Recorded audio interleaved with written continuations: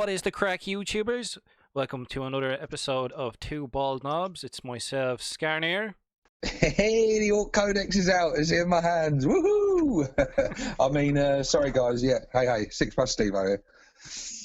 Yeah, and this is a special episode we have going here for the, as Stevo said, the Codex Orcs, man. It's so special. So special. It's sitting in front of me here. So, yeah, guys, all you guys tuning in right now to listen, get your codexes out. We're gonna be doing a bit of a read along today, sort of thumbing through it together, giving our thoughts on it, and so have your books at the ready, and we'll do a little read along here and share our thoughts and kind of give our first impressions of it. Yeah, the initial impressions. I haven't had a chance to go through it with a fine-tooth comb yet, but yeah, we'll go over what units we find interesting and stuff like that. We won't go through the whole codex. We don't want to keep people for hours upon hours on end. No, otherwise this podcast will be about 4 hours long. Yeah. This isn't, obviously we're not going to be, we'll probably both be sort of reviewing the codex in our own ways on our own channels. This isn't a review as such, because I don't think you can adequately review a product when it's just been in your hands for a couple of hours. You need to sort of really thumb through this thing, give it a good read, a couple of times over probably, and play test the thing as well. Yeah, definitely. I reckon I wouldn't know fully the nuts and bolts of a codex until I've got at least 5 games under my belt, maybe a few more, like 5 to 10. You know what I mean? When you start to get a feel for how things are put together, this different synergies you can come across. Some of them can be obvious initially, but as you play through it, you know yourself, different things can pop up, different combinations. Definitely. It can be interesting. Straight off the bat, just from having a little skim through, and I've been sort of skimming through at various points through the day, and I've just been sort of, just before we started recording this, I was just starting to sort of put a bit of an army list together and try and looking at the different combinations and stuff, and reading through the stratagems, and there is so many different synergies and stuff in the stratagems section in particular, which we will get to. There is some units just jump out at you, like that unit will benefit from that stratagem massively. And but yeah, I think it's high time we open these books, isn't it, mate? And have a little look. And had a little look, had a gander. All right, so where to start? So I had a quick look at some of the fluff, and there's a few additions. As in like what Gasgold's up to nowadays, that there's Gork's Grin. That's what they call the Cicatrix Maledicta, or whatever the Imperials call it. The big rift. That's the one. Yeah, no, you got it. You got it. Bang on. The big rift. It's not quite as catchy as Eye of Terror, is it? No, it doesn't quite roll off the tongue the same way. But yeah, there's some like progress fluff wise, in regards to Gasgol and stuff, which I thought was interesting. I haven't had a chance to read through all of the fluff, but I know quite a few of the more veteran players. Generally, once you've read the fluff of one Ork Codex, a lot of it is pretty much the same. You'll be able to, if you've had previous codex, you'll be able to look through it and see art you've seen before. You could pretty much see text that's been pulled and probably slightly tweaked from previous codexes in regards to existing units. But yeah, there are some additions. Some of the new units, they have pages of fluff about them as well. The booster blaster, the shock jump dragsters, all your mechatrack scrap jets. Such a mouthful to say all it is. It's yeah. Like you say as well, the fluff wise in this, I like yourself, I've skimmed through it. I've read a couple of the pages of the fluff bits and the lore, and I like what I see. I mean, we've got on the, like you say, towards the beginning of the book, talking about Gork's Grim, how the orcs refer to the Cicatrix Maledictum, that it's Gork's leering gob opening up and spitting out all the chaos filth that isn't worthy of him and stuff, and it's drawn all the orcs in and sort of gotten them all hyped up. So that's kind of cool to get their spin on things with the current timeline. And we've got the map page as well, which you get in every codex, which looks cool, and it just shows just green smattered across the entire universe, which is cool. And I see we've got spots showing where Ghazghkull is popping up, and it's got a little bit there. It says, "It seems impossible that Ghazghkull Thraka could be in so many locations at once. Yet if reports are to be believed, the threat the Grand Warlord now possesses cannot be understated." So that's quite interesting.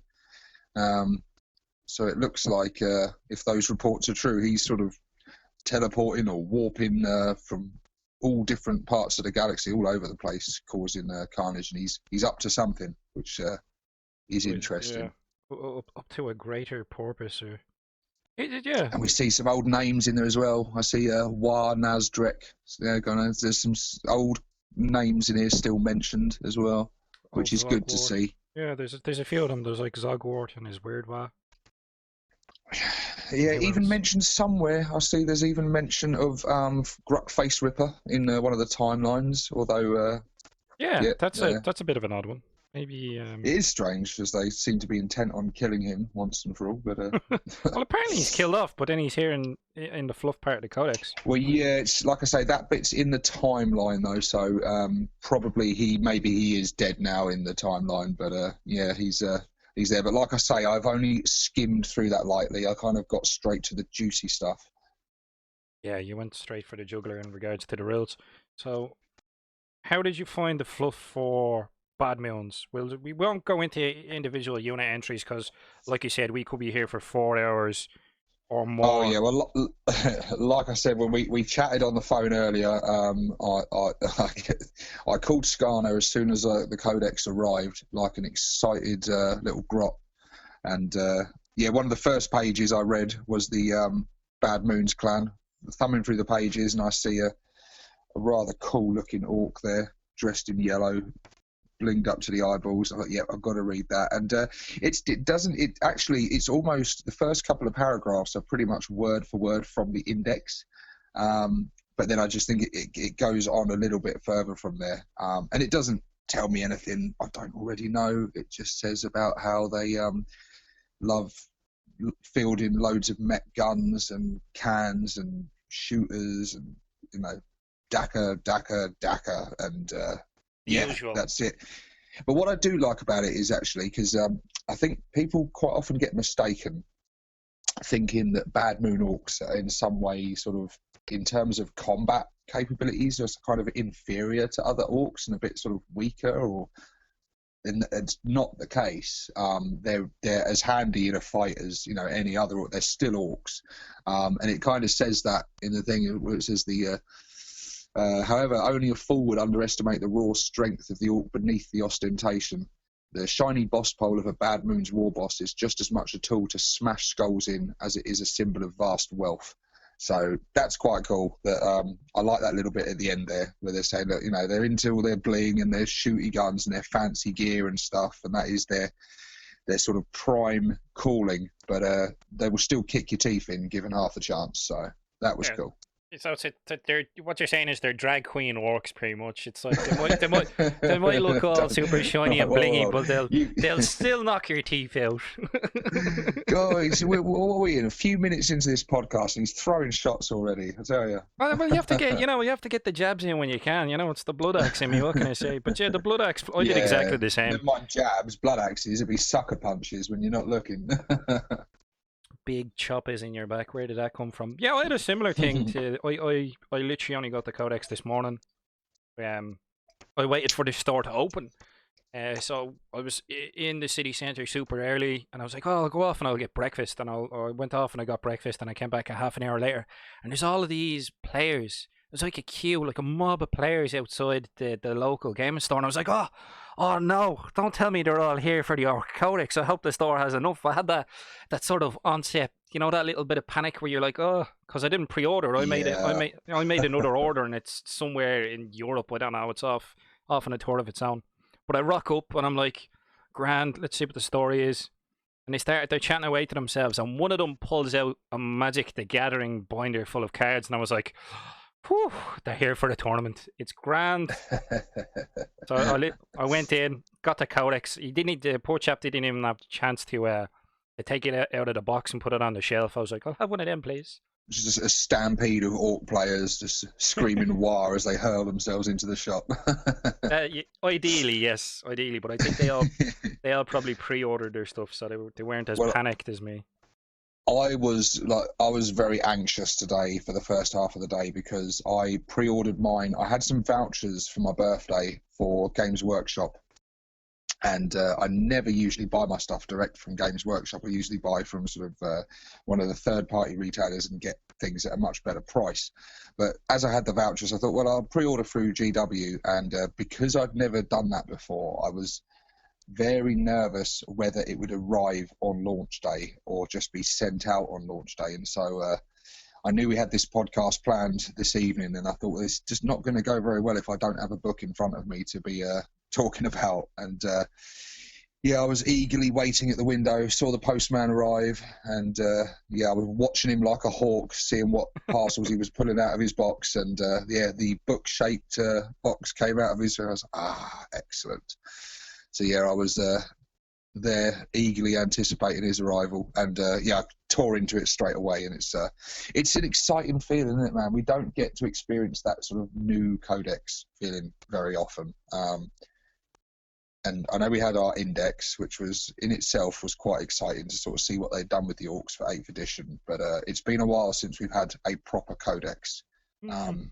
A good few years, and it's an exciting feeling, man, to see what's in there and see what's going on. I agree with you. I don't know. I didn't get the same feeling that you have with a codex. Getting a new codex is like being a kid on Christmas morning, sort of. You know what I mean? You're coming down, and you know you take that plastic wrap off to see what presents, you know, what's inside it. Like, there's been leaks and people's reviews and stuff, but I always like to have the book in my hand myself before I start making lists and stuff like that, because sometimes people can, in their excitement, put things up and they won't be exactly as they are in the codex and such. You know yourself. Been like yourself. I've been watching the reviews on YouTube from guys a lot bigger than us that get these books before we do, and some good reviews out there to give us a good look, at what the book had to offer. But yeah, I think there were a few mistakes made in some of those reviews, because I sort of was getting a little, not major, but an odd few little bits of false information. And so when I read certain unit entries, it was quite it was a relief in one case actually to see that the guy reviewing the Codex did get a couple of facts wrong, or worded them slightly wrong. So it is, yes, yeah. Tank Busters. I was panicking. I was like, oh my god. Well, I think I was panicking more than most, because my Tank Busters are my go-to unit, probably one of my favourite units in my army. I play Bad Moons. Bad Moon's clan trait being the reroll ones to hit, and it was said in I think Striking Scorpion's review, I think it was just a slip of the tongue, that he said that, they reroll ones against vehicles. And I'm like, what do you... And at that point, I was like freaking out. Like, what do you mean they just reroll ones? They don't. They reroll everything, surely. Don't tell me they've nerfed Tank Busters, especially for me, because being Bad Moon Tank Busters would be completely irrelevant. So I was very relieved when I read in that entry that, no, they're still the same. Against vehicles, they reroll all their misses. I'm like, that's just so good. So do we want to talk about some of the rules now? I'm flipping through the book now. So I'm on the page 82, where it talks about our sort of army-wide special rules. We've got Here We Go, which is improved massively, where we now can re-roll charge rolls, but we can re-roll one or both of the dice, which is huge. I mean, it makes our charges are going to be so reliable and so scary. We're not going to be failing many charges with these guys now. And as someone pointed out on another video I was watching, it doesn't just say re-roll failed charge rolls. You can re-roll a successful charge roll if you've only just made it into combat, but you want to push your luck and try and get more of the boys into combat. you can re-roll yeah. and yeah, push it that bit further and see if you can get them in a bit further. So yeah, here we go. And that's brilliant.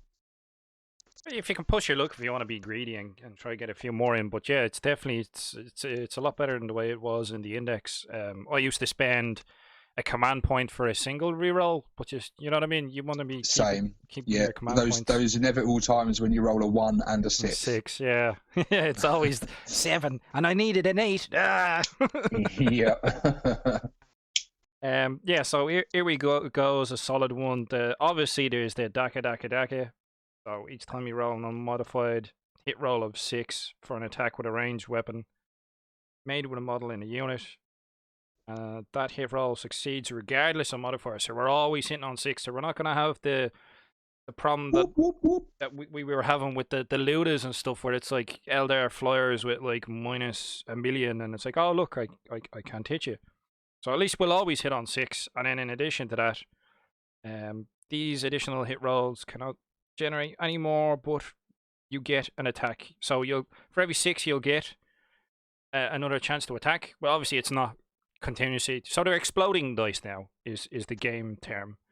If you were to say to someone that you had exploding dice, usually it's like on a 6 you get another attack, but it doesn't continue indefinitely. So when you score a hit, in addition, immediately make an additional hit roll against the same target using the same weapon. These additional hit rolls cannot themselves generate any further hit rolls. Well, yeah, it's like between now and the last 2 ball knobs, I went to an Apocalypse game in Warhammer World, and we used the Daka rule, and it actually makes a fair difference. Like, I noticed the difference in the shooting, especially because I've rocked 2 units of 15 looters with my blood axes since. Yeah, that'll do it.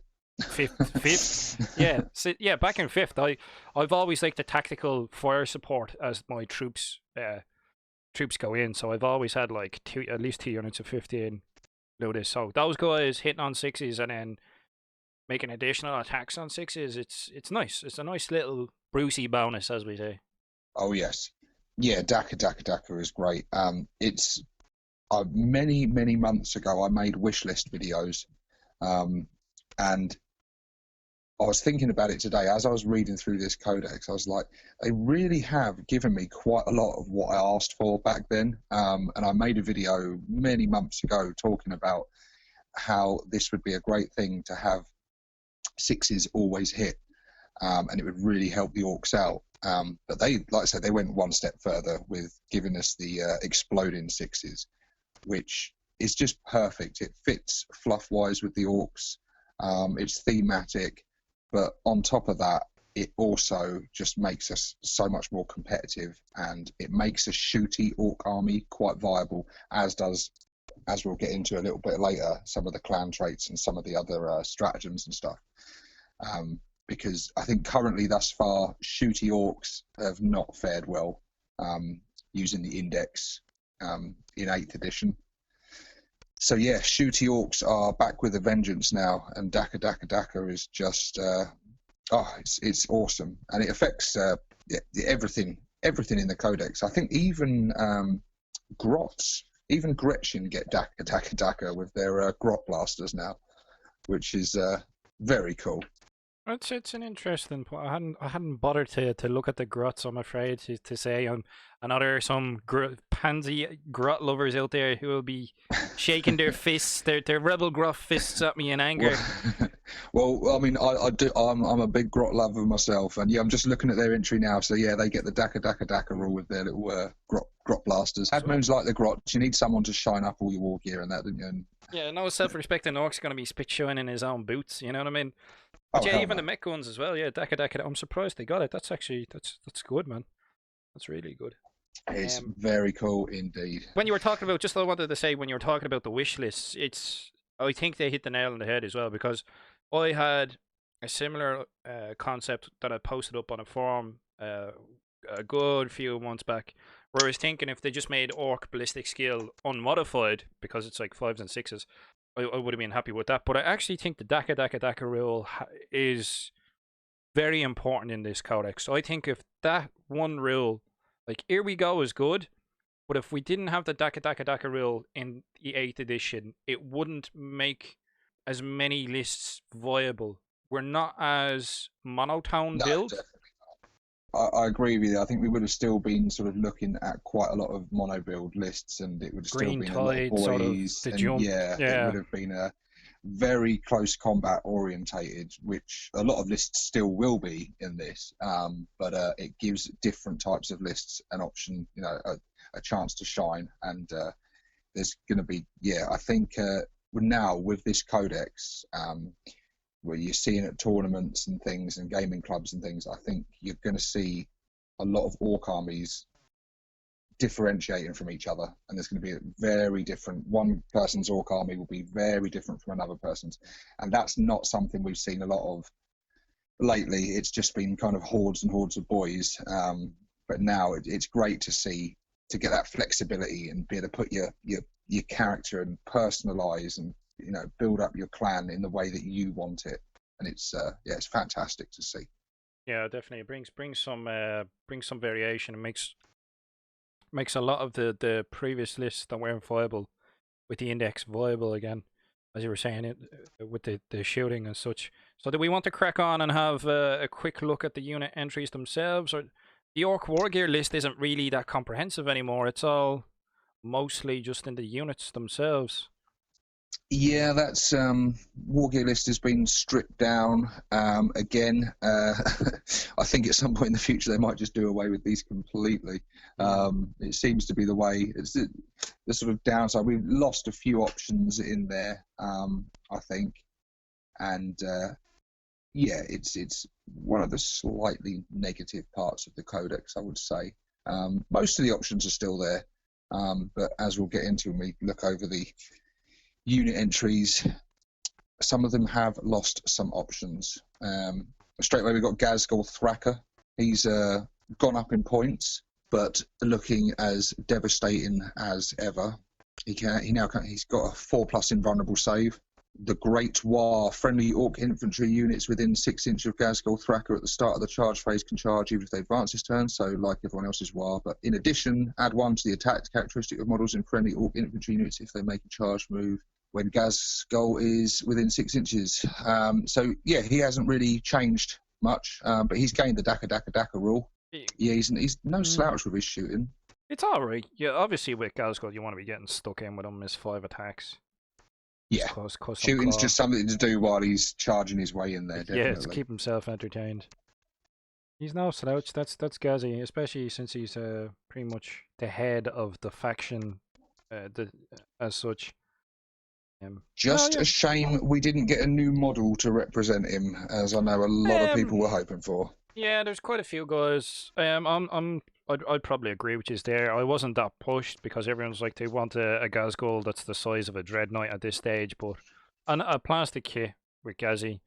Yeah, like I said, the release hasn't been plain sailing all the way. In regards to what has been released now, I'm grateful. I'm very grateful that we got 6 buggies and their new kits, and our poor old buggy has driven off into the sunset after its 20 odd years of service. I'm just looking now, and Ghazghkull has gone up in the index. He cost 215 points, and now he costs 235. So yeah, he's jumped up by 20 points. Right. I mean, I still think he's probably a very viable option in a Goth army, especially with some of the Goth clan traits and some of their stratagems with Scarboys and stuff. Yeah, which it's going to be quite devastating combined with Gaz. Touched that yet. Yeah, definitely. I think Goth armies, Ghazi will be a good option. The War Boss, well, we don't have Gruk anymore, which is interesting. As no, we've got a picture of Gruk underneath the War Boss entry, but he is now just a War Boss. And as you noticed in the entry of the War Boss, it says a War Boss is a single model armed with a combi weapon with a rocket launcher, power claw, 2 sluggers, and stick bombs. So they have even sort of kitted the standard war boss with Grux war gear now, just to really hammer that point home. Now, this is your bog standard war boss going forward. Grux Face Ripper is now just a generic war boss. An awesome model, absolutely awesome. Probably one of the best sort of independent character models in the range. And I don't think the war boss has changed much either, although I think the war boss, again, is another one that went up in points slightly. I'm just going to have a look now, but I think the war boss went up by about approximately 10 points since the index, which I don't have a problem with, because I think all these characters, because of the Warlord traits and clan traits and everything, all these little perks they're getting, they are going to be that much more effective than they were in the index. Well, it depends. Like it seems like Games Workshop have gone in the direction that the options that you can have in game are based off of physically what the model has. So we're looking at the war boss entry here. There's no option for mega armor. No, don't get me started. So you can't make you can't make a mega armored war boss. It's like, no, that's I don't know what that's you've really thrown me there, because that's I don't mean to piss on people's parade, but this is literally the first time I've looked at the war boss entry. I haven't had the time to have a proper read through, and the first thing that's hit me is like, well, where's me mega armored war boss? It's like, yeah, I mean, I touched on this recently in one of my recent videos. We've lost a lot of units. Let's get all the negatives out of the way, what we've lost with this code. Let's get this out of the way. I've started that slippery slide, have I? I've just looked, and yeah, the war boss has gone up by 10 points again, which I think is fair, is fine. But we've lost mega armored war boss. We've lost war boss on bike. We've lost big mech without mega armor. We've lost big mech on bike. We've lost pain boy on bike. Yeah, we've lost big guns as well, which I personally am not too fussed about. I'm sure there are a lot of Ork players out there, though, that do have like batteries of big guns that they've lovingly converted, or still got the old models and still enjoy using them in their lists. The silver lining to that horrendously black cloud is that you can currently still use all these characters and units from their index. But we don't know how long that's going to be for, and I can't see it lasting too long personally. If there's enough people crying out for this stuff, but it also, I don't know how they will be used from the index, because I know that when you use units from the index with a codex, you use them, but you pay like the points of war gear from the codex, so you use all the updated points. However, certain rules, like this war boss in his abilities has got, here we go, mob rule, Daka, but that isn't listed in the index entry of like a war boss in mega armor, for example. That won't have Daka, because that rule wasn't there then. So does that mean if you use a war boss in mega armor in your army now, that one model won't have the Daka special rule? I'm guessing it won't, because it's not listed in its unit entry. I don't know. That's an interesting point, and I agree with you. I don't think the index is going to be knocking around for much longer. So the caveat to those of us who would like using mega armored war bosses or our big guns, saying that we can use the index. The index, we were told, like it's only a stopgap. You know what I mean? It's only a stopgap. Now we've been told. What have we been told? That there's a looted wagon coming in a chapter approved, isn't it? For open now play. You're really gonna get me riled up now. now I'm just twisting the blade a bit. It's like I'm turning the screws. But it's for open play, is it? But there's like, I don't know about you, mate, but nobody in my local club like plays open play. If you want to play a game, it's match play or nothing. Like, I have been planning a video on this. I intend to get this issue of White Dwarf, which says about this, and I will be definitely getting chapter approved when it hits. I I've been in some heated discussions on some of the Facebook groups with some people about the benefits and downsides of open play. I will just put it. So we've got three ways to play. We've got open play, we've got narrative play, and we've got match play. I think most of us, especially veterans, play match play. I think there is quite a large market that plays the narrative play, which is using the power level, and so that's got some semblance of balance, and it's designed more to be played narratively, and the sort of exact matching of armies is not so necessary, and that's cool.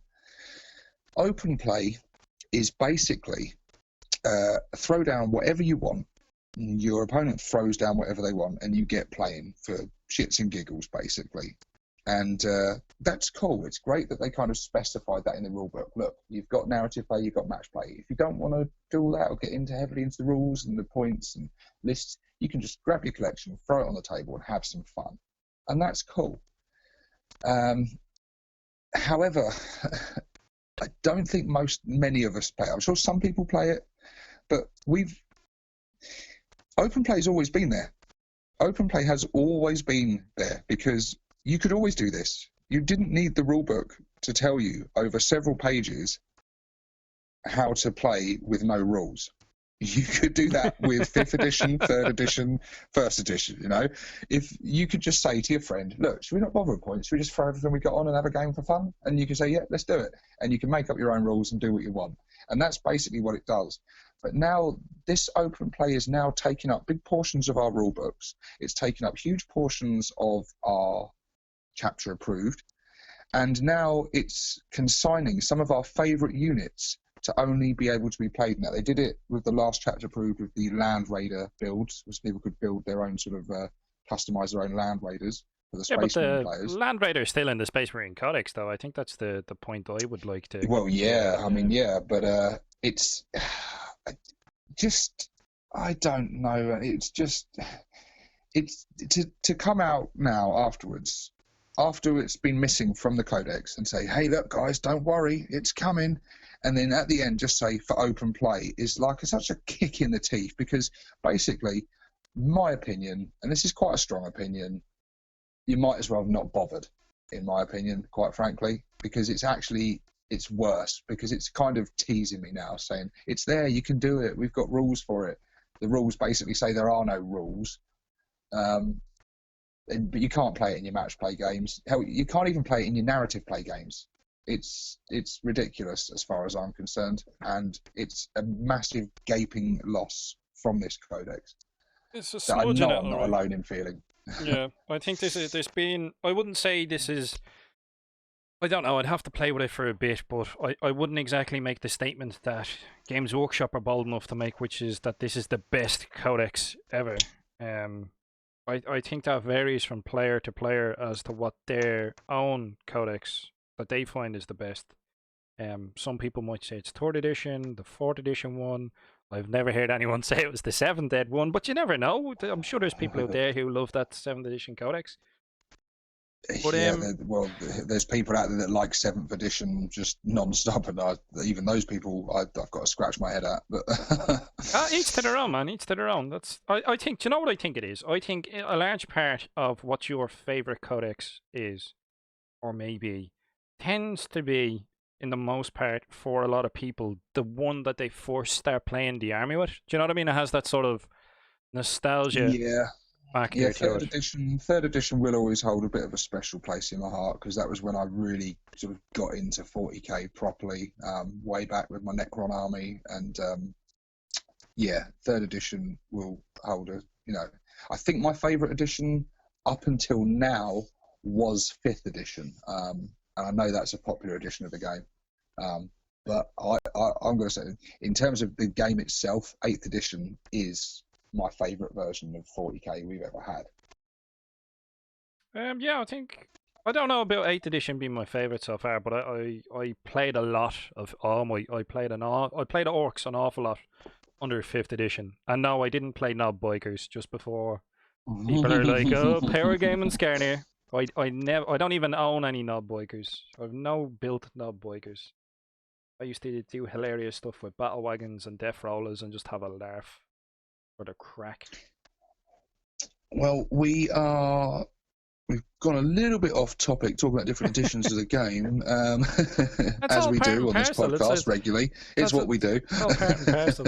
Oh yeah, we'll get back. Um, Yeah, we'll get back onto the codex from our bit of a rant of a segue there. So we've no mega armored war boss or looted wagon or a few other units, but we will talk about what we do have. So Yeah, and we've got a lot of the negatives out of the way, and there is a lot of good in this codex. We've got now back still with the HQ choices. We've got the big mech with shock attack gun. I believe now this unit is going to be a lot more viable than he has been, purely because of the Daka rule. Is going to make his shock attack gun that much more devastating. Especially when you combine this with, again, some of these stratagems we'll look at later. I think this can be a great unit for taking out certain other units and stuff. It's the shock attack gun is range 60, heavy D6, strength 2d6, AP -5. So if you haven't got any invulnerable saves, you're not getting a save against this thing. D6 damage. Before firing this weapon, roll once to determine the strength of all its shots. If the result is 11 plus, each successful hit inflicts D3 mortal wounds on the target in addition to any normal damage. Jesus, that is some potential there. Definitely. I'm just going to have a little look and compare his points as well, because a lot of the points increases. A lot of stuff's gone down. A lot of stuff has gone down in this codex, but most of the points increases seem to revolve around the HQ and the characters section. So I'm just looking up him now. Big mech. Well, it just depends. Like getting an 11, if the result is 11 plus, each successful hit inflicts D3 mortal wounds. So in order to get an 11 plus, you need what, a 5 and a 6. Or boxcars, and that's 3 potential dice rolls out of what? I think it's like 36 for 2d6. So that's 11. So you have a 1 in 12 chance, I think. Now, maths has never been my strong point. Don't quote me on this. Not bad. I mean, you combine this with command rerolls, and like I said, with Daka, and with certain stratagems. Yeah.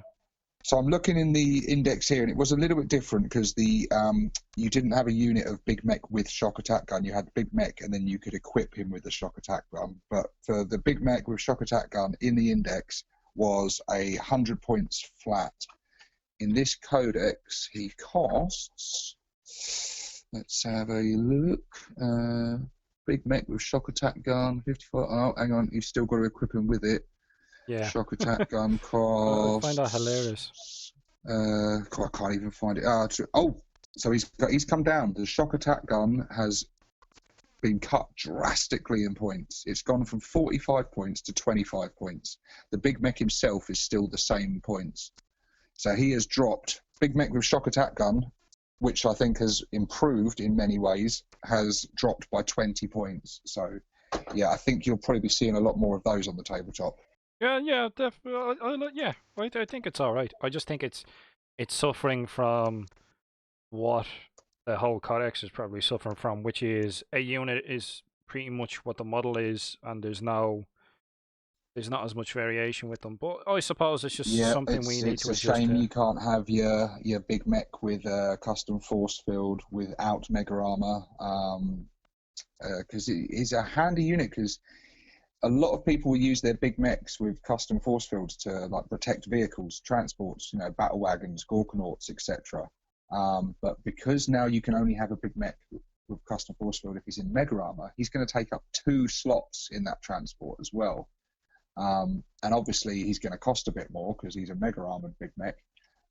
So it's a real shame that we have lost that model. I've got 2 of which are sitting on my table looking at me right now, wondering what's going to become of them. Your kit-bashed ones, yeah. They're looking slightly nervous now. But going on to what we do have, the big mech in mega armor is looking like a really, really good choice. I have just recently built one of these. It's a gorgeous looking model, and he comes with some great options. And yeah, this is a unit I do want to talk about actually, because I was just throwing together a bit of a list, and I was looking at the different war gear and stuff that you could have, and the different warlord traits. And I'm thinking the leader of my Bad Moon army is probably not going to be a war boss. It's probably going to be a big mech in Mega Armor, because some of the options and some of the things you can give this guy are pretty cool. I've currently got one built with a custom force field. But I'm looking at the other option, the Teleport Blaster, which costs 11 points, and it's range 12 inches, assault 3, strength 8, AP -2, damage 1. And if a model suffers any unsaved wounds from this weapon and it is not slain, roll a d6 at the end of the phase. If the result is greater than that model's wounds characteristic, it is slain. Just dead. No saves, feel no pains, no disgustingly resilient, no invulnerable saves. It's just dead. Just take it off the table. So this is going to be quite a good weapon, I think, for sniping out sort of Space Marine commanders and things. And anything with sort of 4 wounds or less is going to be sort of fair game to this thing. But the reason I like this is because I can have that combined with his normal weapons, of which he can have a custom Mega Blaster, he can have a custom shooter, or he can have either version of the combi shooters. And when we look later at the shiny gubbins that we can give our characters, there is some beautiful, beautiful weapons that we can give them, such as the dead shiny shooter. And so this guy is going to be able to be kicking out a hell of a lot of firepower with a Teleport Blaster and one of those weapons. Just for example, I'm skipping ahead, but the dead shiny shooter, for example, I'm skipping right ahead, but it's an assault 12 weapon, range 18. So it gets 12 shots out of that thing, and that's just the shooter part of the gun. So if you've got a combi shooter, you still get your flamer, you still get your rocket launcher, but you get these 12 shots. Combined with the Teleport Blaster, which is assault 3, I mean, he's kicking out 15 shots there on his own. And for my army, being a Bad Moon, he's going to be re-rolling ones to hit. Combined with the Daka of exploding 6s, you could throw a stratagem on him that allows him to shoot twice, or the Daka buff. It's incredible. This big mech, he could be absolutely terrifying firepower wise, and that's before he gets into combat and smashes people in the face with his power claw. So I'm a big fan of the big mech in Mega Armor. It's quite a you can make a killy big mech, you can make a support big mech who's there more to protect your vehicles and stuff, and protect your units that you want to keep alive with his the good old custom force field hasn't changed. Units wholly within 9-inch bubble get the 5+ invulnerable save against shooting attacks. He can repair vehicles, D3 lost wounds, gets access to a Grot Oiler for 4 points, which will, just like before, will regain 1 additional wound when repairing once per game, I think. Yeah, once per battle, you can do that with the Grot Oiler. Also, the Grot Oiler can be there to soak up another wound, so effectively your big mech will have 6 wounds with a 2+ save. So, yeah, a highly viable option. I'm a big lover of the big mech in Mega Armor, and I need to make more. Yeah, it's an interesting one, all right. Just a quick question with the Teleporter Blaster. When I was reading it there and thinking to myself, so if the result is greater than the model's wound characteristics, it is slain. Is it its current wounds characteristics, or is it starting wounds characteristics? I was wondering exactly the same thing, and I imagine that in 2 weeks' time, when the FAQ comes out, they will answer this in the Q&A part. But I would, the way I read it, because it just says the model's wounds characteristic. It doesn't say the model's remaining wounds. So I read wounds characteristic as being whatever is on their stat sheet. I'm thinking the same, yeah. But I could see where it could bring up some, well, what's the crack here? You know what I mean? There is some... Yeah, obviously, you know, as characters would be getting wounded, they'd be getting more and more in threat of being slain by this thing. But yeah, I don't think it is that. And I think a lot of sort of characters and leaders and stuff sort of veer around these 4 to 5 wound mark, don't they? So you stand a pretty good chance if the guy has, you know, suffered some wounds from this thing to just, you know, just to slay a model, especially if it's something with a 2+ save and like a 3+ invulnerable or something. To be able to just go, no, he's dead. You don't get any save of any kind. You can't do anything. He's just take him off the table, please. He's dead. Goodbye. Almost That's as going to be good, quite satisfying. yeah. Custom force field is probably the much better option most of the time, but I think if you're kitting this guy out for a bit more of a combat role and combining him with some warlord traits and synergizing him with some of these things, just throwing that thing on there for the extra shots. I keep wanting to skip ahead to bits we haven't got to in the codex yet because it all combines with my warlord trait, giving him an invulnerable save, which kind of makes his force field a bit irrelevant to him. I can sense your excitement. I definitely I am very excited because I don't really have. I've got a kind of a name in mind. I've got a whole sort of backstory in mind for the leader of my army, but I need to create the perfect model to represent him on the battlefield. I've got some war bosses. I've got some big mechs, but I don't have the one that is going to be my true leader yet. You don't so have a Stevo. I really want to tweak, you know, look at the rules, look at the gubbins, look at the war gear I can give, and then convert and create something from that will be my war boss. So I'm excited for the future of that one. But yeah, moving on, we've got the Weird Boy, which I don't know if you want to go over that because Weird Boys have got some pretty cool, interesting things. Yeah, so it's Weird Boy is a single model armed with a Weird Boy staff. They have the Here We Go, Mob Rill. They have Daka, which is interesting in and of itself. They have the Wa Energy Rill. They don't even have a pistol, do they? No, they don't. So it's like, oh, okay. So add 1 to Psychic test taken for this model for every 10 Ork, and Ork is in bold, models, excluding Gretchin, and Gretchin is in bold. Within 10 inches of it when the roll is made, to a maximum of +3. If the result of the test is 12+, this model immediately suffers perils of the warp. So it's pretty much nearly the same anyway. They've just sort of put a bit of a buffer there, haven't they? Yeah, they've refined it. +3. Yeah. Which I think is probably sensible because I had some games where he was out of control. It was just there were so many boys around him that he was never going to fail to get a psychic test off, but he was probably going to explode his own head quite easily. Yeah, definitely. I had like +6s and 7s at some stage, and it's just like. He hasn't changed in points. Weird Boy's still 62 points, still the same as the index. But there's a stratagem that you can use for the Weird Boys. Where you can turn them into a warp head, and they then get access to 2 of the psychic powers and can use 2 psychic powers per psychic phase. So that's quite cool. That can make your Weird Boys that much more devastating, I think, if you have access to 2 psychic powers and firing off 2 psychic powers. Because when we get into that bit of the codex, we'll see there is some. Weird Boys have got a lot better in that respect, not so much in stats themselves, but what they've got access to in their psychic powers. Yeah, especially if they're able to cast 2 psychic powers, that'll be interesting. So that's it for the Weird Boys. We have our special characters. So we have Boss Snickrot. I'll leave that one to you, mate. That's totally your territory. The Blood Axe. There's no Nazdrek in this codex, so that's up to you. So we have Snickrot as a single model, armed with Mork's Teeth and stick bombs. Only one of these models can be included in your army. He looks cool. I had a quick gaze over him there.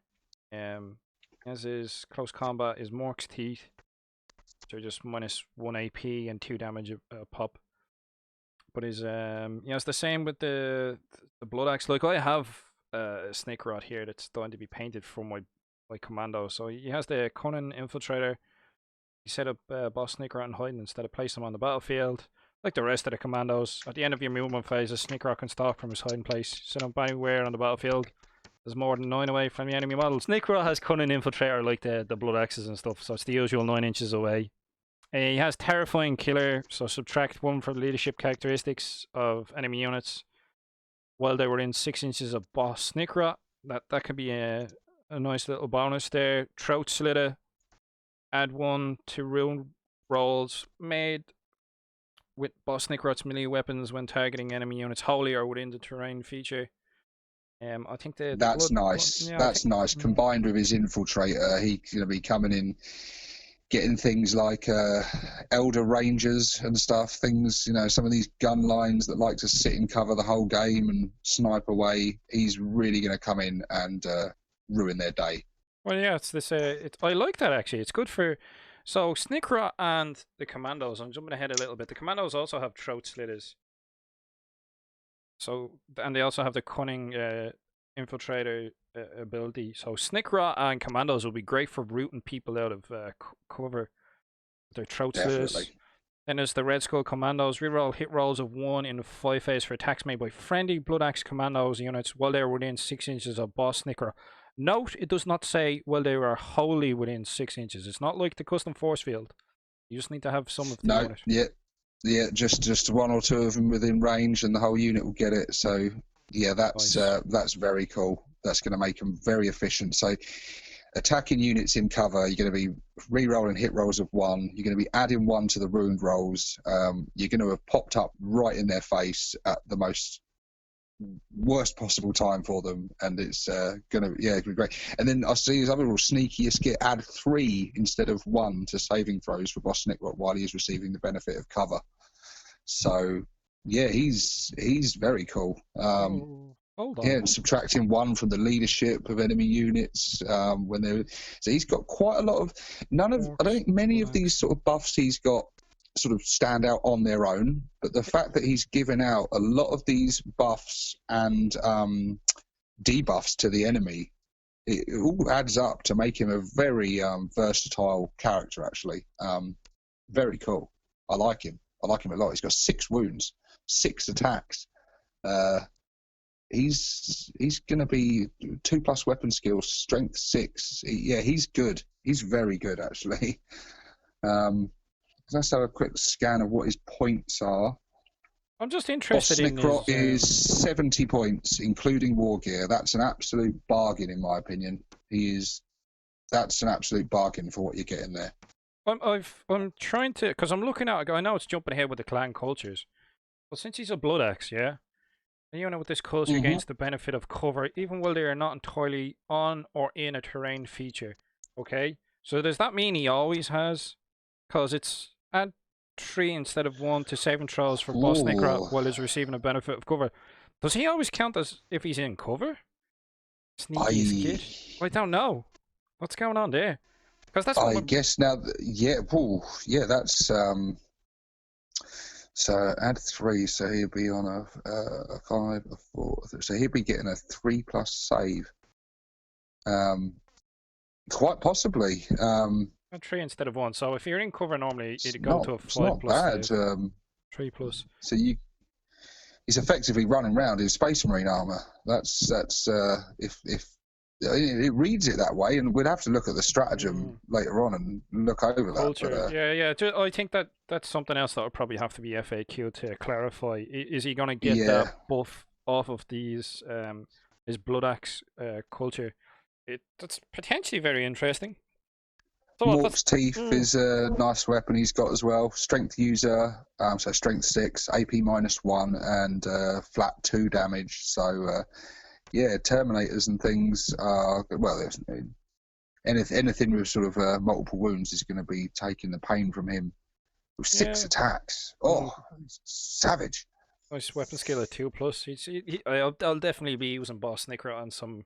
Yeah, I think so. Commandos. I think for 70 points, I mean, he's coming in at like cheaper than war bosses and big mechs and stuff. He's an absolute steal, in my opinion. Then we've got Boss Zagstruck. So we're a goth character here. I don't really know that much about Zagstruck himself. I don't think he's changed very much. Full throttle, add 6 to his move characteristic instead of rolling dice. But if you do roll a d6, I think that's still the same. He's got the cyborg body, so he's basically got a 5+ feel no pain, so that's quite good. And Goth Storm Boys automatically pass morale tests while they're within 6 inch of Boss Zagstruck. That's very good. That's really good. That is really good. Fearless Storm Boys. Fearless Goth Storm Boys, no less. Yeah, Goth Storm Boys are going to be scary now. Very, very scary. Storm Boys strike during deployment. You can set up this model flying high in the skies instead of placing it on the battlefield. At the end of any movement phase, this model can plummet onto the battlefield. Set it up anywhere on the battlefield more than 9 inches away from enemy models. Which is nice, because they lost that in the index for some reason. They lost their deep striking ability, Storm Boys and Zagstruck. So it's good. Is that a new weapon I see he's got? I've never heard of that before. Blitz missiles. Yeah, I don't remember that from the index. Range 18, assault 1, strength 6, AP -1, D3 damage. He's also got his slugger, his chopper, and the vulture's claws. I think that's regarding the miniature again. They're giving weapons equal to what the miniature has modelled on him. I think he has little missiles under the winglets of his backpack. So I think that's what Blitz missiles might be. I'm just thinking. I do own Zagstruck. I own a couple of them. So I'm thinking that's what they might bad. be. I mean, it's a one shot. It's going to miss most of the time. It's 5+ ballistics given that, but strength 6, AP -1, D3 damage, not to be sniffed at. 18-inch range. And he's got his vulture's claws. Each time the bearer fights, it can make no more than 3 attacks with this weapon. So he gets 6 attacks, like Snickrot, but 3 of his attacks can be with the vulture's claws, which is strength +2, so he'll be hitting at strength 8, AP -3, D3 damage. It's not far off sort of power claw territory there. Yeah, they're supposed to be like power claw feet, pretty much, where he just lands on someone and just crunch. You know. He's pretty good, and I'll just have a look at what his points are.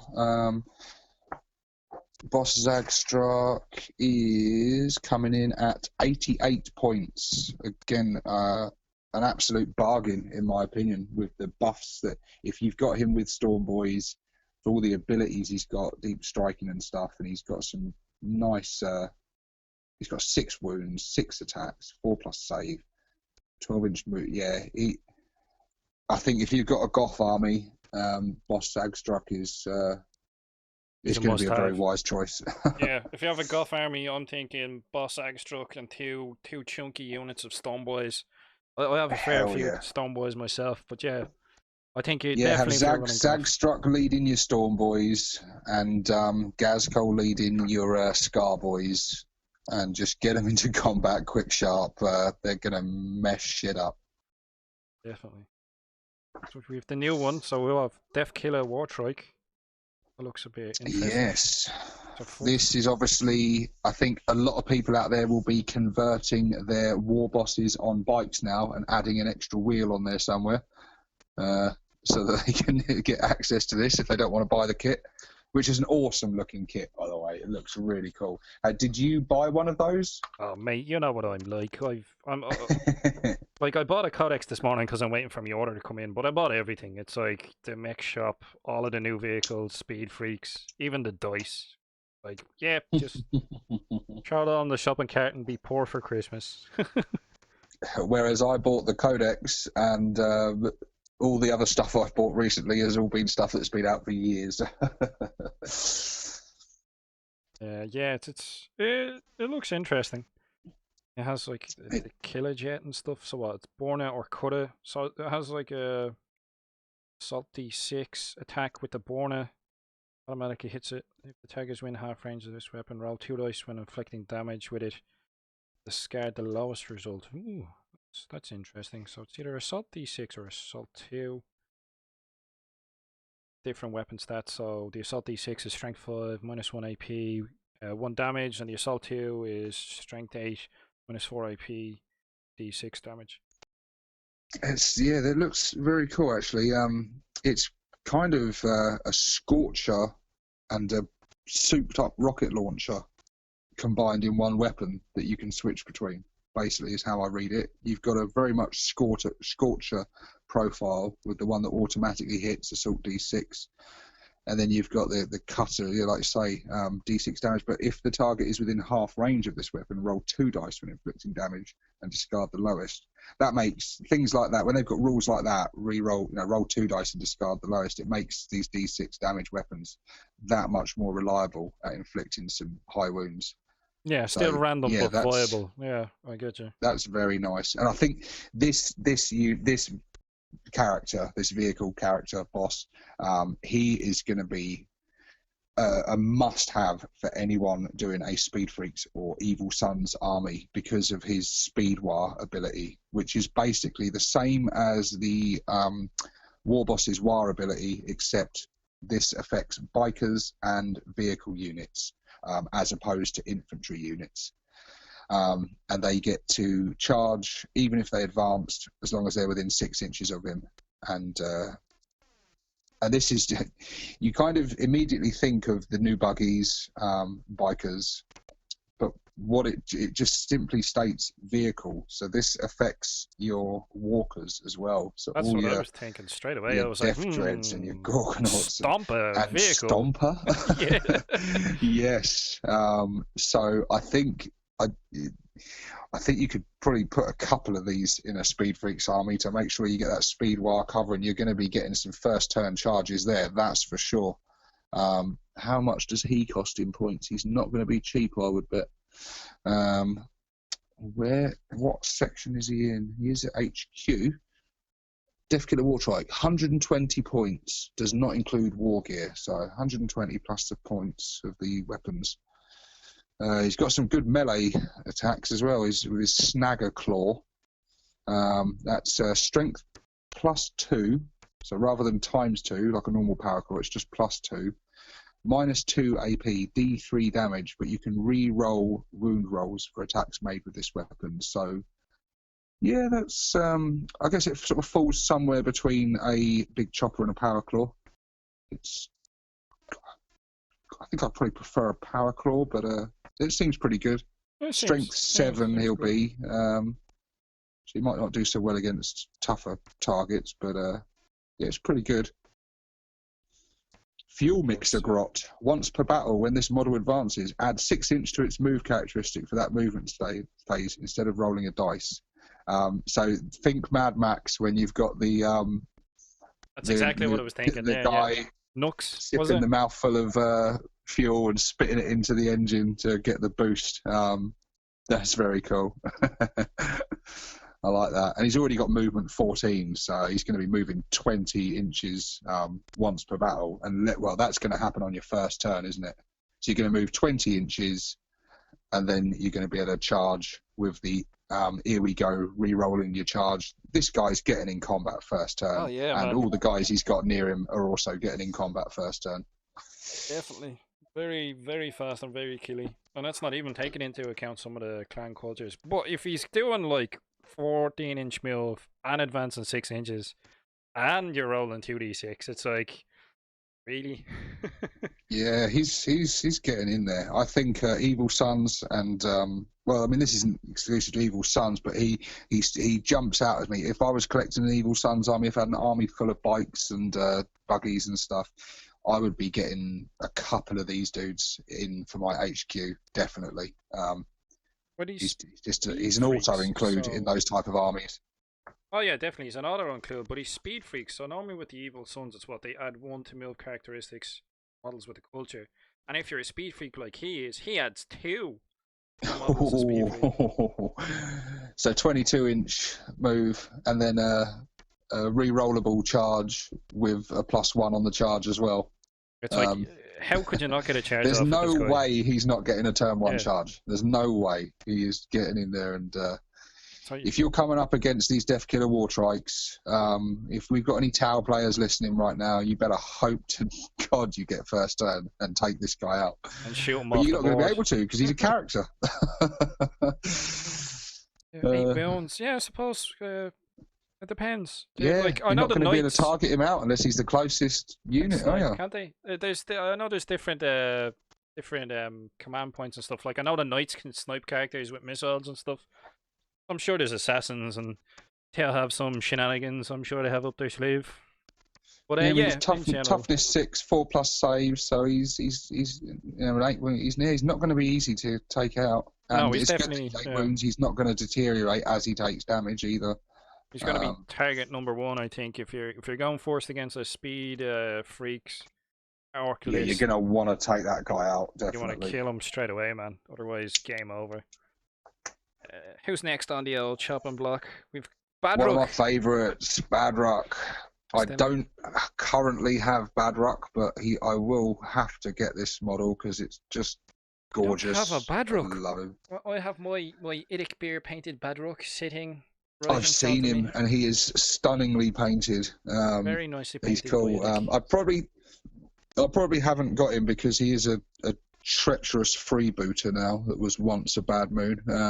It's always slightly tarnished him for me.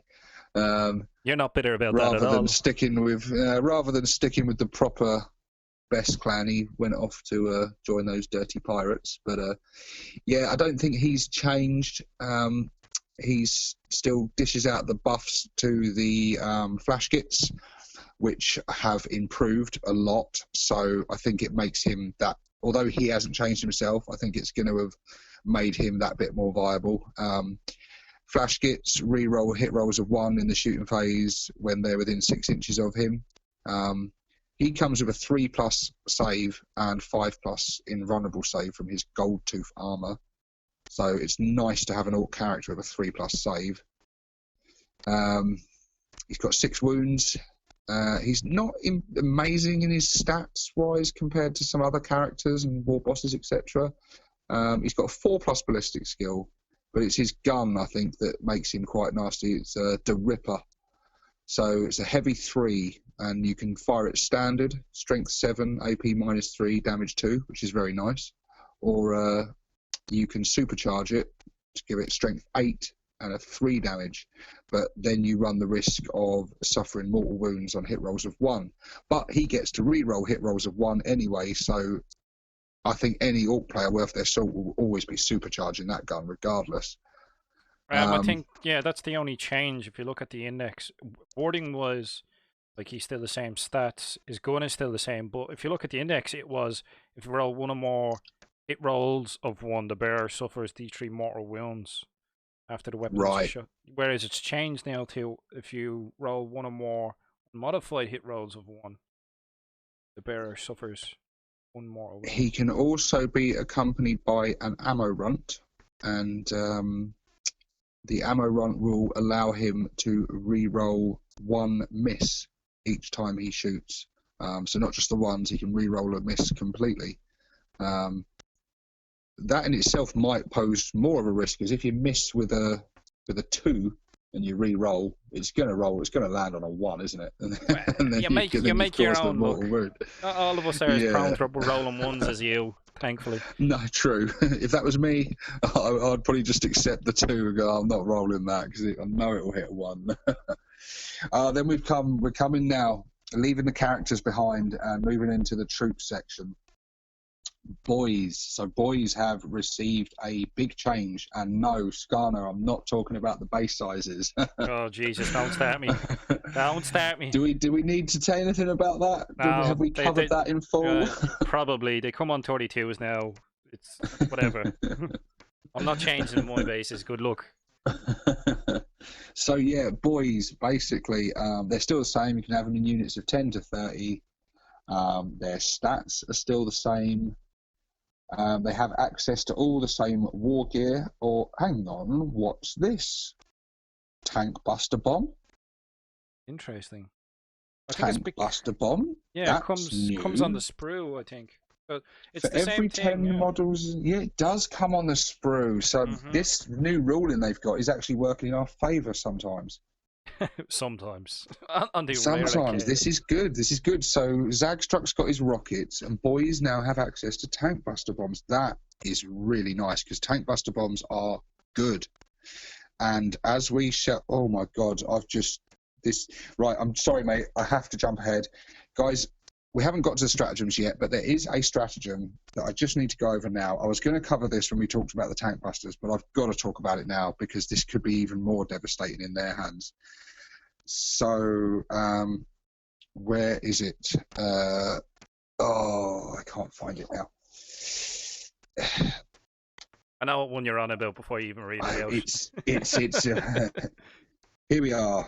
Extra stick bombs. Use this stratagem at the start of your shooting phase. Select an Ork infantry unit from your army. Up to 10 models in that unit can fire a grenade weapon in that phase. And say, no, so right. It's only What 10. I was about to say was that you could have 30 boys throwing 30 grenades, but you can't because it says up to 10.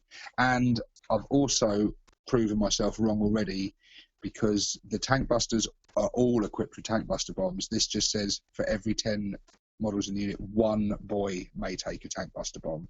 Yeah, because there's one in every unit that you buy. Yeah, there you go. I'm probably not going to give this to my boys. I'm still going to use all of them to convert tank busters. For every 10 mod boys, you can have a rocket launcher or a big shooter. If you've got slugger boys, I would say don't bother. If you've got shooter boys, I would say stick big shooters in there. Big shooters have come down by 1 point. They were 6 points before. They're now 5 points. Rocket launchers are still the same. The boss knob still gets access to all the same gear. He gets access to the knob weapons list, which does not include custom shooters anymore because they don't come in the kit. Yep. Harsh. They don't even come in the knob kit. I've got some of the old metal ones because some of my knobs do have custom shooters. Custom shooters are another weapon that's halved in points. They were 4 points, they're now 2 points. So they're really viable now. So it's a real shame you can't have those. Just basically a double shooter. They get the combi weapon choices. They get the chopper, big chopper, power stabbers, power claws, etc. Although in the index, the only knobs that had access to power stabbers were knobs from a knob unit. It's good that you can now have these options to a knob in a boys unit, because I think they only had options of the sort of big chopper or power claw before. So that's you've lost some options, but you've gained some other options there. So, and the power stabber is very viable. It's only 3 points, and it's a nice power weapon. I suppose it just depends what's on the sprues, like in regards to the rules, which is really odd. Yeah, it's. I mean, I don't know. It's a whole topic for another time, isn't it? It's like that's a video all by itself. It's good. It's good. I think we focus so much on the negatives of this. Actually, as we're reading through this now, we're seeing that it is bringing some positives with it as well. It's bringing us some options that we previously didn't have. So that is quite nice. It's made the boys unit a little bit more versatile now. But the big change to boys is the points increase, jumped from 6 points to 7 points. What do you think of that? I don't know. Initially, combined with the increased base size. Yeah. Well, I don't know. On one hand, I'm like, well, before the Codex came out, DNX really pushed for people to buy a lot of boys and play a lot of boys. So then obviously maybe they want to push us away from using as many boys in the Codex. And then on the other hand, I'm thinking to myself, well, it's probably to balance in the clan cultures, because being in a Codex and having your own Codex rules, some boys mobs can be a lot better. You know what I mean? I think as well, because we've got the stratagems as well, where we can turn these into Ard boys or Scar boys for command points. So then you're getting Scar boys or Ard boys for 7 points, which is pretty damn good. And they, again, have improved with the Daka rule and the clan traits rules and things. And boys have always been the mainstay of the Orc armies, and they are one of the best troop choices in the game, I would say. We've both heard people say that they're overpowered and it's ridiculous that they can have this many attacks. I again, another video I'm planning to do very soon on that very topic, just to quash that one. Because I love the argument people have always used, because they can have up to like 6 attacks for a 6-point model, and it's just ridiculous. It's like, no, they can't have that many attacks for a 6-point model. They can have that many attacks for a huge mob of 6-point models, combined with an incredibly expensive special character, an expensive elite option holding like the War banner, and a psychic power that you had to pay the points for. So no, you are not getting 6 attacks per 6-point boy. You're getting 6 attacks from boys with a whole lot of points investment of character buffs and psychic buffs. So I think people need to stop and become a bit more of a realist when they look at that. Basic boys on their own do not come with that many attacks. You have to invest some serious points and adapt your play style and make sure things are within the aura range and stuff to get these special abilities of them when the wind's blowing in the right direction and everything else. I just want to quash that one straight away. Boys are not overpowered. Sounds like it was a bone of contention there for you, Stevo. A little bit, yes. But having said that, I've got no problem at all with them being 7 points. I think it's going to make you look at other options a little bit more, because they're not quite the bargain they were now. 70 points for a mob of 10. You pay an extra 30 points if you've got a mob of 30 of them now. So it's going to add up, especially if you've got a lot of boys. It is going to, those odd little extra points here and there do add up. So, I mean, thus far we've gone through, and a lot of things have gone up in points. So some of the characters and HQ choices have gone up. Our boys have gone up in points. It's made Gretchin more viable, that's for sure. Grops now 1 power level and still 3 points each. And I think previously they haven't always been a viable choice, because by the time you've added in your runt herd and stuff to Grops, they kind of ended up almost being the same points as a mob of boys. And so it was a bit of a head scratcher sometimes, wondering, well, why would I bother taking Grops when I can just throw in a small unit of boys? But now boys are 7 points, Grops are 3 points. I think that makes them viable if you're just wanting to fill out those troop slots and get access to as many command points as possible. Just chuck a few units of 10 Grops in there just to fill out your troop slots and get you those battalion detachments. I don't know. I normally did that. I was putting in 10 Gretchin a pop just to hold objectives and stuff like that, or board denial. But if you look at their surprisingly dangerous in large numbers special rules, so they have Daka Daka Daka as well, which surprised me. So they have Daka Daka Daka, so their rolls to hit on 6 generate another attack. So Gretchin normally have a ballistic skill of 4. Okay, granted, their range is only 12 with a pistol, and the stats are terrible. But remember, we're in the edition where pretty much everything can wound everything else. So if you take a mob of 30 Gretchin, they'll get their ability. We'll read it out. So add 1 to hit rolls for attacks made by models in this unit while it contains 20 or more models. Now that doesn't say shooting, and it doesn't say melee. It just says add to hit rolls. Okay? So if you manage to get a mob of 30 Gretchin within point blank range of someone, the ballistic skill is normally 4. You could have 30 Gretchin hitting on 3s. With that ability. That is tasty as hell, with exploding 6s. That will also be, those extra shots you get will be hit on 3. So yeah, that's very nice. You're going to be wounding most things on a 5 or a 6, but if you're coming up against guardsmen and stuff, but it doesn't matter. It's just quantity at that stage. You're just like, but you could be sneaky with them. You could be sneaky with them. Yeah, I mean, I've done. Yeah, I think Grots. I love Grots, and they've got a lot of uses. When you combine them with the runt herds, which we'll cover when we get to that, you can essentially make these a really hardy unit that will not flee. A runt herd of a squig hound nearby a unit of 30 of these, you stick them up against something like a dreadnought or something, he ain't getting out of combat, and he's going to have a hard time squashing all these Grops and getting through them. They can be very useful sort of tar pit unit if used like that. And yeah, like I said, surprisingly dangerous in large numbers. They can take people by surprise, and they're kind of a throwaway unit. They're dirt cheap, and a great way to farm command points, and cheap to buy as well. A really nice cheap kit, and a really good kit as well. The Grot models you get in that kit are full of character, and they're great fun to build and to paint up and stuff. They're just awesome. They add a brilliant bit of character to your army. I love Grots. They're class. They're very class. I have a lot of the old Gorka Morka ones, but just one last caveat. So their faction keywords is Ork / insert clan. So will they benefit from the clan cultures? Well, this is really. I was reading over this, and it's.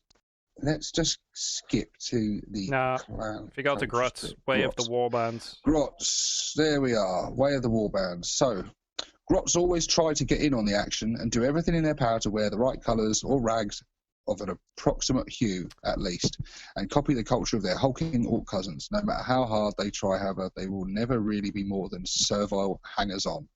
Units comprised entirely of Gretchin cannot benefit from any clan culture. In addition, Ork stratagems can only be used on these units if the stratagem explicitly states so, e.g. the Grot Shield stratagem. So it's a funny way they've worded that. They say units comprised entirely of Gretchin cannot benefit from any clan culture. It would have been...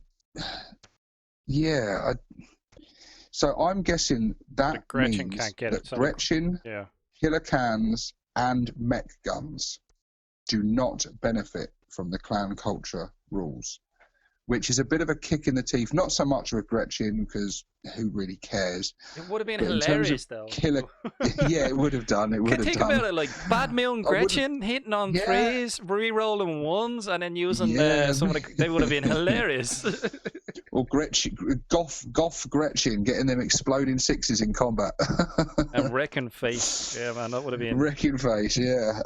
But yeah, so I mean, I think this. I guess reason they've worded it, rather than just saying units with the keyword Gretchin, I guess the reason they've worded it like that is, I guess, because characters and stuff. Yeah, so Captain Badrock, for example, can have the ammo rump, so he's got the keyword in the unit Gretchin.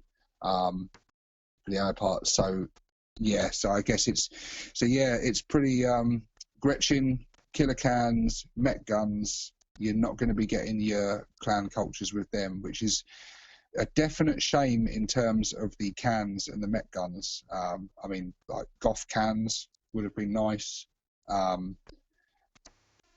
Death Skull cans with 6+ invulnerable saves again would be really nice. And my mech guns are definitely going to miss the re-rolling ones of the Bad Moons, that's for sure. They're only filthy Grots. They're only there to shine boots anyway. We It's won't not the get too Grots I'm worried about, it's those mech guns. Your poor mech guns, your poor Daka. Oh, we're moving on. Are we going to go and talk about every single unit, or? I don't think we've got Mad Dog Grotsnick. I don't think he's changed. He's still the same. He's got the Sawbones ability at the end of your movement phase. Mad Dog Grotsnick can attempt surgery on a single friendly Ork infantry or biker model within 1 inch of him. If he does so, roll a d6 to determine if the surgery is successful. So yeah, that's not changed. So on a 2+, the model gains d3 lost wounds. He also dishes out the 6+ Feel No Pain. He himself has got a 5+ Feel No Pain. He 1 scalpel short of a med pack. At the start of the charge phase, if Mad Dog Grotsnick is not within 3 inch of another friendly Ork infantry unit, not within 1 inch of an enemy unit, and is what? I have to read this again. What on earth?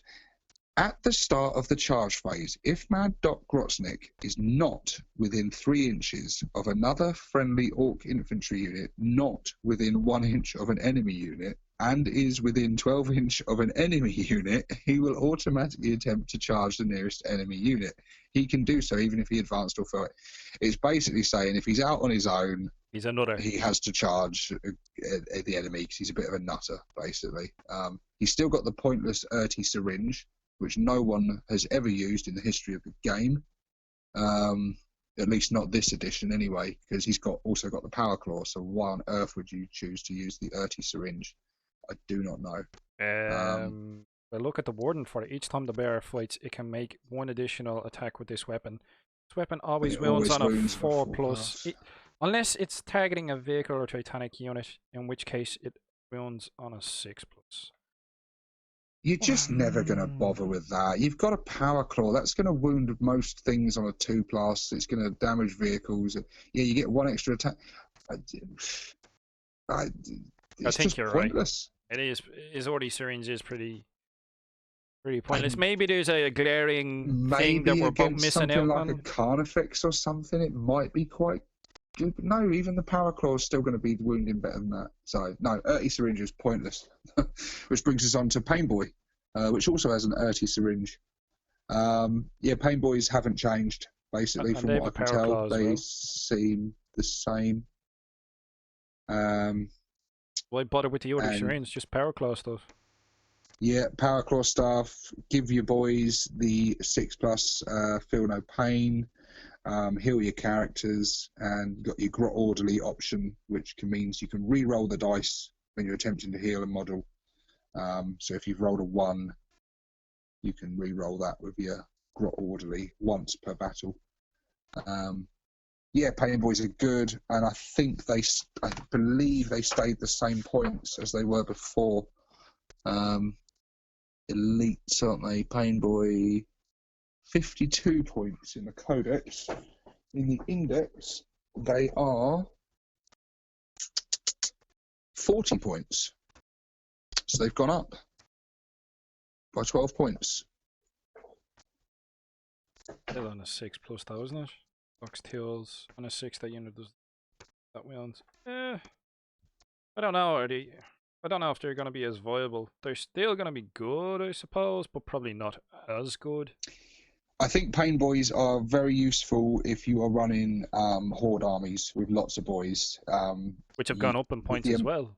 See? Yeah.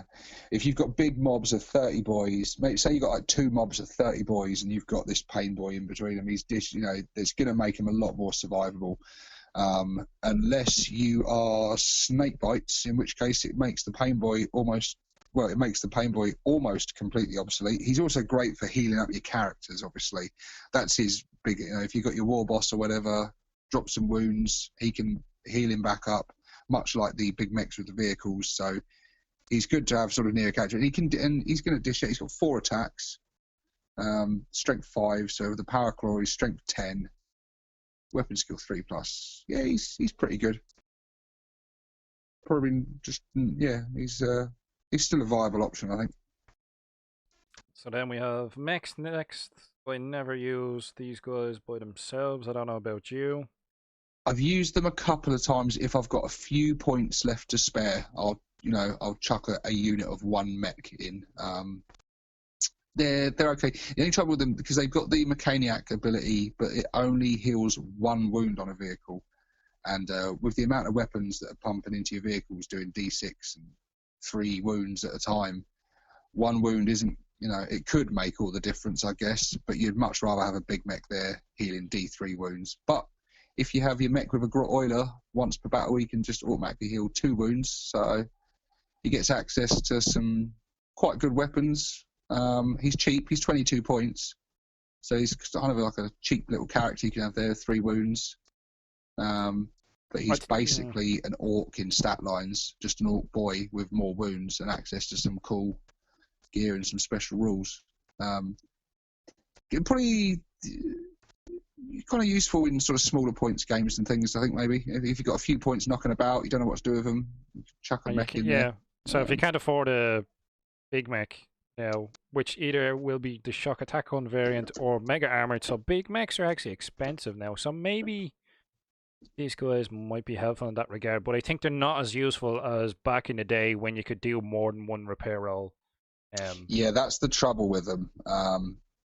Yeah, definitely. I mean, I've got my mech that Idic painted up for me, my mech model with the custom Mega Blaster, and Idic painted up his lucky pants on him because he is my lucky mech, because he get that 1 shot with that custom Mega Blaster of his own, and he would always hit with it with his ballistic skill of 5. So he is definitely my lucky mech. Although I am not seeing, for some bizarre reason, an option for a custom Mega Blaster. What the hell? I think that's probably going to be the Borna mech, the mech out of Borna. Yes, the Spanner. And I don't have units of burners or looters because I use those models to convert into tank busters. So that's another model that I've got with nothing to do now. He has the custom Mega Slugger, and this is because they sell the mech model on its own. So now, this is really ridiculous now because those models do exist in existing kits, but they're forcing you to... Oh, geez. Seriously, GW? Oh, okay, and yet another completely unnecessary change there.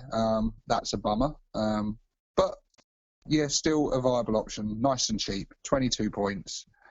Have a little character. You can stick a kill saw on him, but you hit him with strength 8 in attack.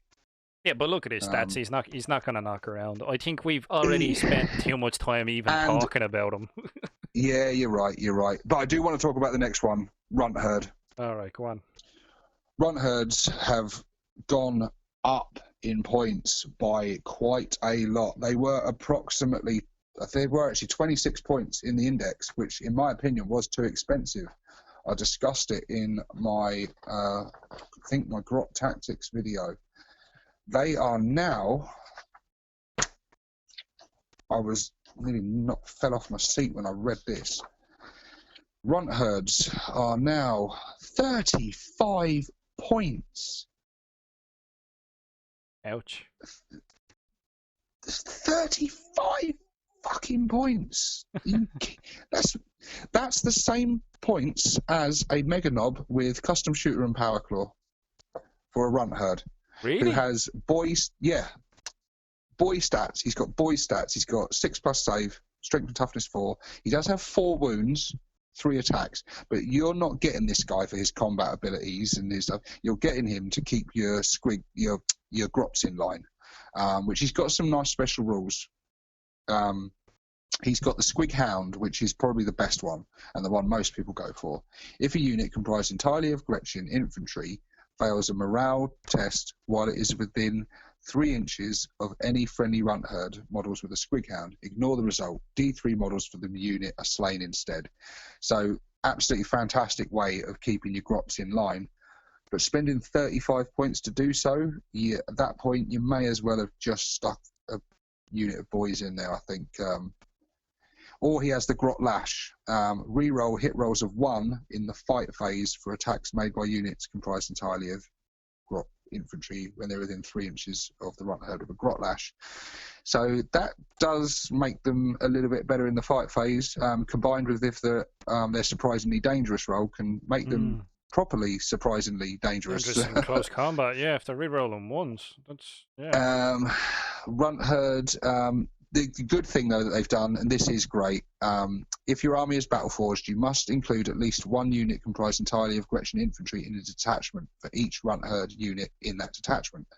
Runt Herd units do not take up slots in a detachment. That's really good.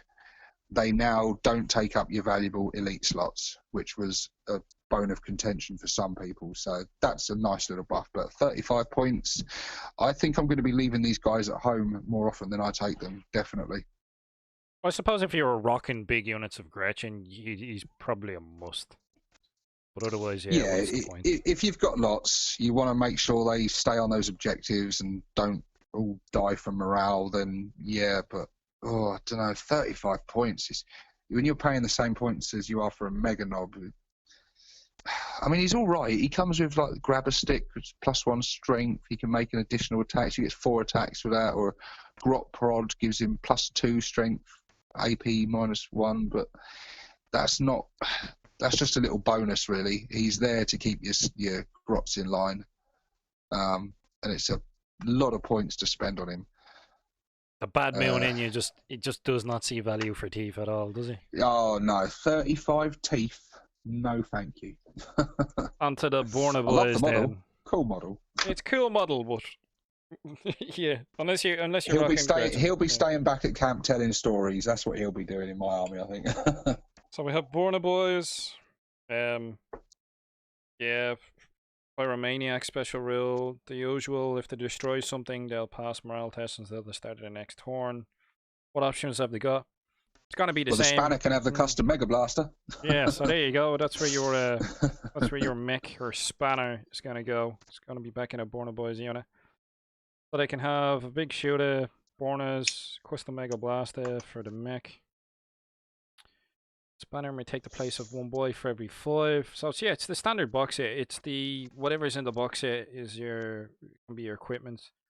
Each Borna And I boy don't think example of they've Borna. changed to have they. It has specified over there. I see on the burner shooting bit in the abilities. It says before a unit fires this weapon, roll once for the number of attacks and use this for all burners fired by the unit until the end of the phase. So it specifically states you just roll 1d3, and that is how many shots the entire unit get, rather than rolling a d3 for each burner. Which makes sense because we do that with looters anyway. But like, I Yeah. haven't really looked at Bornas the same way since templates went, because I used to get a Borny bust right up to someone, pop out the template, and you'd get like 7, 8 hits with a template and just multiply it by the number of Borna boys. So I don't know. I've been disgusted at Borna boys since templates disappeared. They're just not the Yeah, same. and also the fact that they get It's not D6. they're Like. D3 rather than D6. Yeah, it's or is... however though, I mean they've got the they're basically power weapons in close combat, which you can use both now. I mean, I remember in I think one of the older editions you had to choose one or the other. Now you can burn and then charge in and get your power weapon attacks. Be nice if they were D6 though. Pyromaniac special rule. If this unit destroys an enemy unit in the shooting phase, it automatically passes morale test until the start of your next turn. It's a nice little bonus. Yeah, it could help keep the stragglers, any remnants of a unit hanging in there, making it a bit harder to be rooted out, I suppose. But yeah, they're cool. They're no real change there. Now we're on to my favourites. Tank busters. I actually like tank busters myself, to be honest with you. Everyone likes tank busters. Everybody loves tank busters. They haven't changed at all. They are exactly the same points. They've got exactly the same abilities. But having said that, they are much better than they were before because of Daka, and some of the new stratagems we've got, which we will look at. Well, they've changed slightly because, again, it's one that follows. We used to have the option of the Nob swapping his rocket out for a power claw. Because that doesn't come in the kit, we don't have that option anymore. I don't think many people took that option though, because it was better just to have the extra rocket, really. Yeah. But the boss Nob has this access to the same weapons as all the other tank busters now. So you can have a boss Nob with rocket pistols, for example, which is cool. Rocket pistols are cool because you can shoot them when you're in combat, and you get 2 shots. So when you close the range, and we've got the awesome tank buster bombs, and we've got the ever awesome squig bombs, which are just I love squig bombs. I love them so much. Hitting on 2+ and doing D6 damage. They're awesome, and they're all re-rolling against vehicles. Not just re-rolling ones; they're re-rolling everything. I was worrying over nothing after watching a Striking Scorpions video. It's like one slip up in a sentence, and it's like, oh my god, they're ruined. What we got next? Knobs. Knobs have come down. They were 17 points each. They are now 14 points each. So 3 points per knob. That's very good. That's really good. That's made this unit a lot more viable now. And I'm just having a look. They have lost access to custom shooters, which is a bummer. But they've still got the access to all the big choppers and power claws and combi shooters. They can take ammo runts. Yeah, but it's only, what is it? It's 1 for every 5 knobs or boss knob. You can only be accompanied by 1 ammo runt. Did they not used to be able to take more? They used to be able to. I think they used to be able to take 1 for every knob. Now, just like the flash kits, for every 5 you can have 1 ammo runt in there. But this is quite handy if you've got just 1 or 2 of the knobs armed with like a combi rocket launcher, for example. Handy having the ammo runts there for if they miss with the rockets. I mean, yeah, that's quite good. Keeping order is a good rule for them. One rule that I think I forget a lot of the time, I think a lot of other people do as well, is roll a d6 for each model that flees from a clan unit that is within 3 inches of any clan NOB unit. When the morale test is taken, on a 6, that model does not flee. So you failed your morale test, you're about to lose a load of boys, roll a dice for each one. For all the 6s, they won't run. So that's a nice little ability. I don't know. I'm But still stuck up on the ammo run, so you can only have 1 in every 5. I'm pretty sure you could take more before. you could. You're right. In the index, you could have 1 for every knob. You could put 10 in a battle wagon with 10 ammo runs. Yeah, and then give them all combi rocket launchers, and yeah, you've effectively got a knob tank buster unit then, haven't you? Ah, well, those days are gone. Yep, they're gone. We've got the knob with the war banner. Hooray! I'm painting more. And he does have access to a custom shooter because the model they sell comes equipped with a custom shooter. However, this is where their policy falls down because that model they sell has also very clearly got a power claw, but that's not listed in this unit entry. He does not have a power claw. So yeah, sort yourselves out, GW, get some consistency. But yeah, I think he hasn't changed. I'll check on the points. I believe, well, he'll have come down a little bit because the custom shooter has dropped by 2 points. That'd be like a 2-point drop. And yeah, he's still the same points basically. He's 75 points minus the war gear. So it's just the plus. So yeah, 77 points with his war gear. Oh, I don't have to rebuild any knobs with wire banners. So I'm okay. I'm happy enough. Yeah, you're in the middle of building 1 for every clan thus far, aren't you? Is, yeah, I've started painting the Blood Axe one, and the Bad Moon one I've still to build a stock for his gun, but thankfully his gun can stay the way it is.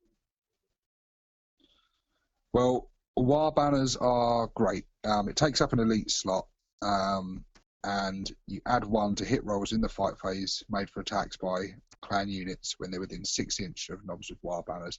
War banner is great to have near your war bosses and things with power claws, so it basically nullifies the -1 to hit from having the power claw. Big units of boys charging in, basically with a 2+ weapon skill with them within range of this guy is devastating.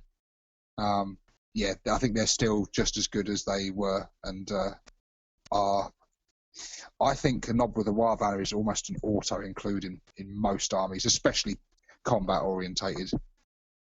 Yeah, that's I was rocking one with a wire banner and a pain boy supporting mobs of Tory slugger boys before. Yeah, it does the trick. Well, I don't know. The Eldar still messed them up. It was you know. But let's see. I don't know. I think we could give the pansies a good kicking with this codex. There's some yes, stuff in I here. think so. The rematch is in order then. So moving on, we've Mega Nobs. Yeah, Mega Nobs are cheaper, aren't they? They are so cheap now. They are 20 points minus their war gear. So if you keep them basic with just custom shooters and power claws, they are 35 points each. So 20 points plus war gear. Is beautiful. Also, combi rockets have come down. So they used to be 17 points, I believe. They are now 12 points.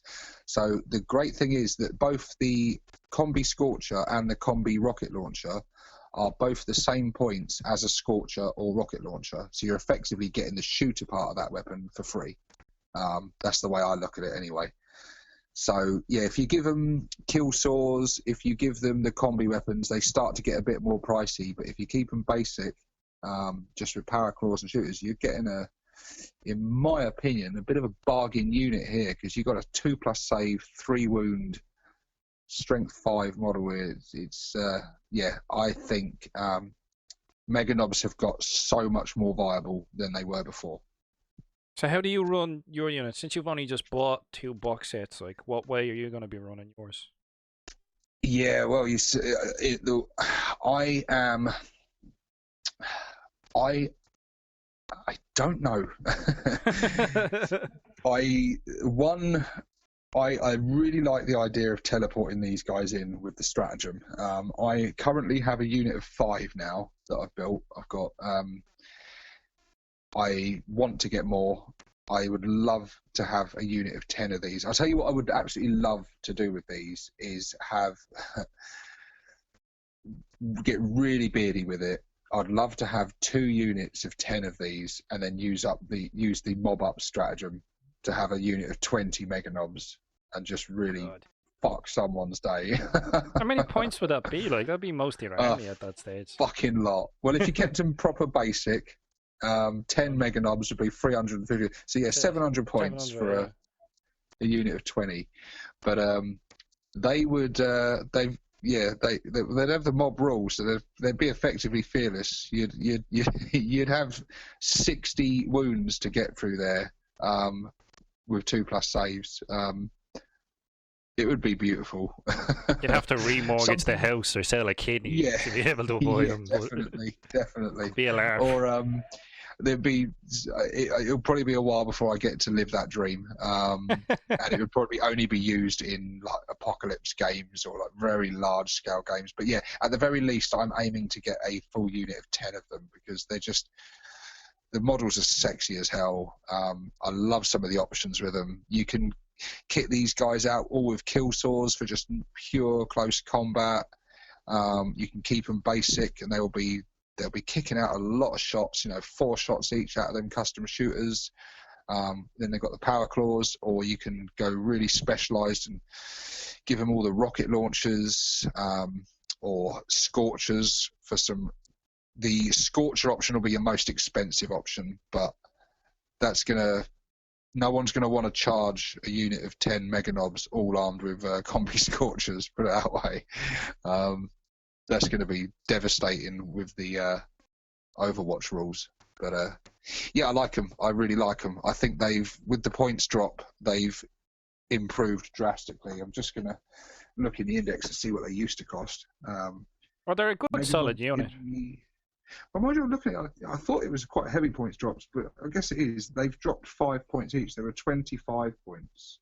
But it's, again, because so they've dropped by 5 points themselves, but also their war gear has dropped in points. So it's the combination of them being 5 points cheaper and the war gear. So yeah, like a basic Mega Knob now is 7 points cheaper than he was in the index, and if you've got large units of them, that adds up. Well, 10 of them, you're 70 points. So yeah, good. I like them. What do you think of them? Yeah, I've a fair few of them, but most of mine are the old metal ones. I think I've only ever bought one box of the plastic ones that are really nice. But I've done what you've talked about, where it's like units of 10 in battle wagons in apocalypse games, and it's hilarious when they go off and just smash stuff. Mega Knobs are good. I think they might make quite a nice little surprise unit to pop inside a Morkanaut.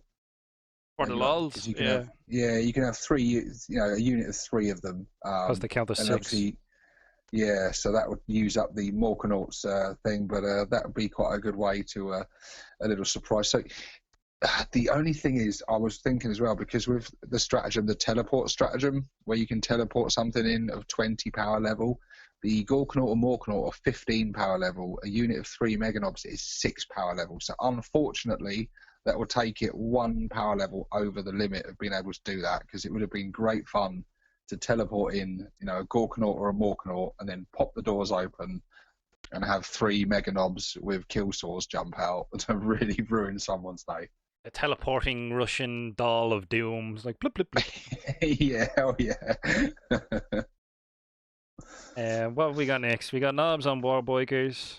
Your old favourite unit from your old 5th edition days. The 5th edition cheese lists of Knobs on Warboykers. They were only cheese because of wound allocation. It was more of an exploit than a strategy. You know what I mean? Which tends to be what quite a lot of people aim for. They try and look for exploits. But thankfully, with 8, they're no longer the same. So Knobs on Warboykers. So yeah, have their Daka guns. All 3. I don't think they've changed much or at all really. Boss knob on Warbike and 2 knobs on Warbikes. Each good up to 3 additional knobs on Warbikes, rating +7, or 6 additional knobs on Warbikes, rating +12. Each model is armed with a chopper and rides a Warbike equipped with 2 Daka guns. They come with 2 Daka guns, so they're still down their Assault 6. So yeah, they haven't really changed much. So weapons, Daka gun, slugger, chopper, stick bomb. Any model may take a slugger and or stick bombs. Any model replaces chopper and slugger with items from the knobs weapons list. So that we have the knobs list as well. In order. So roll a d6 for each model that flees from a clan unit within 3 inches of any friendly clan units with this ability. And morale test is taken on a 6. That model does not flee. So these will be good for supporting your Speed Freaks army, because they are biker and Speed Freaks. So they get the Evil Sun's ability, they'll get the +2 to the movement as well. And they'll be good for supporting your biker units. Stop them from running away. Yeah, I think they'd be a good support unit for your Speed Freaks armies. What do you think?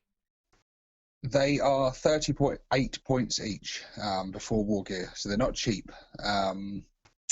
They take up an elite slot rather than a fast attack slot. So it would free up your fast attack choices for other things. Like big units of bikes. The knobs on Warbites here, they're an elite choice rather than a fast attack, which is did take me by surprise when I saw that, actually. But they're knobs on Warbikes. They are elites on bikes. Yeah, they are elites, aren't they? They're just fast elites, so they could have gone in either. But I think it makes sense because you can have the fast attack section now is hotly contested with all the new stuff, and so it makes sense that they put them there. I don't know. I've never played with them. I've never used them, so I don't really have any point of reference, really. They look cool. It's strange that they've kind of almost in a way that they've still got this unit in there, because this is not they supply a knob within the biker unit. They don't sell boxes of knob Warbikes, so again it's a bit of mixed signals there. The only place you can get knob Warbiker miniatures is off of Forge World, but yeah, that'd be a bit strange, alright. But yeah, so I don't know really. They look good. I mean, they kick out some firepower. They're going to be fast moving, movement 14. They've still got the keep in order ability of the normal knobs. Daka with those Daka guns is going to be nice. But that is strange. And they get all the access to all the power claws and stuff. So it's a fast moving, hard hitting unit, but it's a big point sink. The 38 points before you've added on your war gear, they're not going to be cheap. So they're more expensive than Mega Knobs. Yeah, a lot more. But they're also a lot more, they're a lot faster. I suppose it depends. It depends on on what you're doing with them and what way you're building your army. I could see these being in Speed Freaks armies as opposed to Mega Knobs and Battle Wagons. But it all depends, I suppose. But like, yeah, I don't really use them. You don't really use them. They're pretty expensive, but I'm sure they have a place in somebody's Orc army. In a Speed Freaks army, thematically, a small unit of 3 of them, I think, would be quite cool. But yeah, I'm unlikely to ever get them either, because they just don't fit the theme of my army. But the one that does fit the theme of one of our armies is, I'll leave this one to you, mate, is the next one in the Commandos! He stares at a bunch of them being built on his table. So Commandos, have they changed much? They're pretty much similar, I think, at this. Points wise, I'm not too sure off the top of my head, but I'm sure I'll let you rummage through the points while I read through the unit entry. This unit contains 5 commandos. You can include up to 5 additional commandos, power rating +2, or up to 10 additional commandos, of power rating +4. Boss Knob can take the place of 1 commando and is armed with a power claw, slugger, and stick bombs. Each commando is armed with a chopper, slugger, and stick bombs. 1 commando in every 5 models is also armed with a tank buster bomb. Alright, so that's a change, that tank buster bomb. I think that's to take into account the miniature with like the dynamite at the end nice. of stick. So tank buster bomb. So that would be interesting. 6 inches, grenade D3, strength 8, -2 AP, damage D6. Straight away, because they're doing so. It's really weird, this whole Games Workshop, if it's not in the miniature kit or we don't do a kit for it, it's not in the codex. So knobs and war bikes are only supplied by Forge World. You have normal biker kits. But if we look at commandos, there's no they no longer make the commando miniatures that they used to. So you used to be able to buy a commando with a Borna. You used to be able to That's buy right. a commando with a big shooter. They're no longer there anymore. And you had the option to make a commando with a rocket, so give and take. So they've got a tank buster bomb, but they've lost like the Borna and stuff, which, if I'm being honest, I didn't really use the Borna because it was an 8-inch Borna and you had to be 9 inches away, so you know yourself. They Yeah, have yeah. cunning infiltrators during deployment. You set up this unit in hiding instead of placing it on a battlefield. At the end of your movement phases,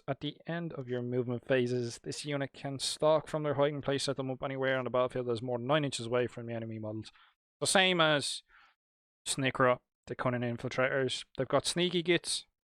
Add 2 instead of 1 to saving throws for models in this unit while it's receiving the benefit of cover. Still a question mark over that, whether they get that bonus from the Blood Axe clan bonus, so I don't know. We'll have to see on an FAQ. Otherwise, they always get 2. That'd be interesting. I don't know. That's worded really strange in regards to the clan cultures.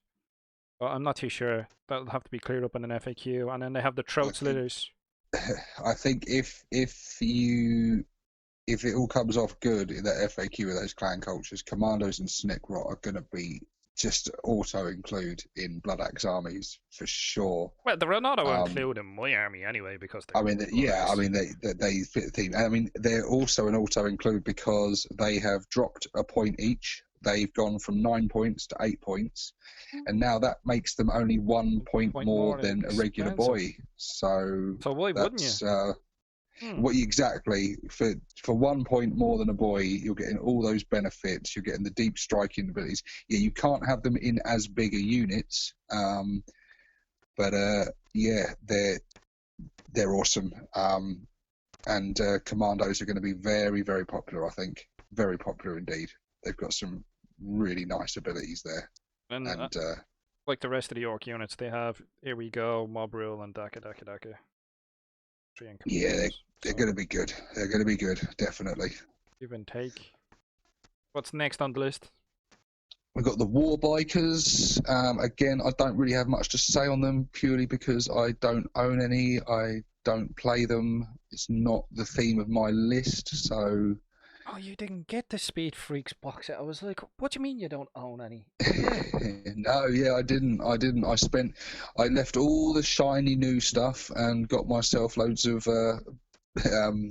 Mega Knobs and Mech Guns. The important stuff. But yeah, I don't. Again, it's a unit that hasn't changed really. They're the same as they were. I think they're still a good unit. They are Speed Freaks though, so they get the abilities that Speed Freaks get. So I guess they've been buffed in that sense with their extra movement. So a nice Speed Freak army could be built. Yeah, definitely. There's a nice. It's something that we haven't had in a long while with codexes. I think the last time was 3rd edition Armageddon Speed Freaks list. But you can get a nice Speed Freak teamed army between War Bikers and Knob Bikers and that Trike War Boss. Get a nice Speed Freak force going. So they haven't really changed much. We don't really have much to say about them, so we'll leave them be. We've got some new stuff here. We've got the custom booster blasters. This is the this is the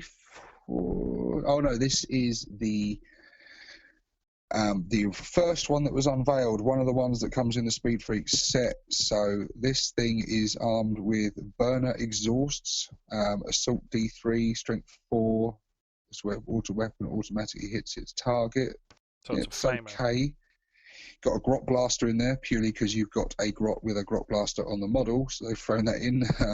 But hang on a minute, his grot blaster is, I don't know whether that's a typo. I Hold reckon on. that's probably What, going to strength be 4? because his pistol is strength 4. Oh, he's got a super swanky grub blaster then. Yeah. Now, I think that is clearly a misprint. That's yeah. Games Workshop misprints in codexes. I was waiting to look for this and see if we found anything wrong. That's the first thing I've seen thus far. So I'm Which sure is more will be revealed as people read through these books. But you've got the gun that's really important on this is the rivet cannon. 36-inch range, assault 6, strength 7, AP -2, damage 2. This is a lovely, lovely weapon that's going to be dangerous to sort of light vehicles, dangerous to things like Terminators. Yeah, very nice. I like that gun. It's a good sort of. I think this of the new vehicles fulfills the sort of all-rounder sort of one. It's the one probably closest to the buggy. The closest sort of replacement for what we used to have is the buggy with the twin big shooter on it. It's just kicking off a lot of good, reasonably high strength, high damage weapon gun. That's like a def gun. That's better than a Yeah, def gun. it's good. It's good. It doesn't have the range of a def gun, but it's got 6 straight shots. Same. So strength 7. AP is better. It's And got the that damage threat is the same. range, hasn't it, with its movement though? Exactly. That's 12-inch movement, 36. Yeah, so it's a 48-inch threat range. That's like having It's 2 got looters nailed to the top. Not bad. spiked ram. Each time this model finishes a charge move, select an enemy unit within 1 inch of it and roll a d6. On a 4+, that unit suffers D3 mortal wounds. You got a 50-50 shot when you charge of causing D3 mortal wounds. That's pretty nice. Toughness 6, 4+ save, 4 attacks, 8 wounds. They're pretty good. I think these are going to be. I think they're going to be quite easy to kill, and I don't think they're very cheap. The custom booster blaster is fast attack. It's 100 points before war gear. And as a lot of these new vehicles they're all around the sort of 100-point mark before you add on the war gear. So it does any of its weapons. I don't know, man. I imagine the rivet cannon's probably free. Yes, it is. Burner exhausts are probably free, I would imagine. I can't find where their points are. Burner exhausts, yeah, they're free. So yeah, you're not going to pay any points for the Grot Blaster. So yeah, it's 100 points. So it's yeah, I suppose it's got the same amount of wounds as a Death Dread, which would be around that same points. Toughness 6. I think they're good, actually, looking at it. Just from what I'm seeing, I think they're good. They've got good movement, kicking out some good firepower. It's got its nice auto-hit burner. It does potential to dish out some mortal wounds. Yeah, More I like it. It gets a thumbs up from me. So, yeah, movement, speed freaks, and shooting. So, yeah, solid speed armies. Next on the shopping cart, we have the shock jump drag state. This one looks hilarious. It's also the one that comes in the speed freaks. Oh, hell yeah. Box, yeah. Well, this thing is, this got so many cool rules to it. So it's got a grot gunner and a targeting squig.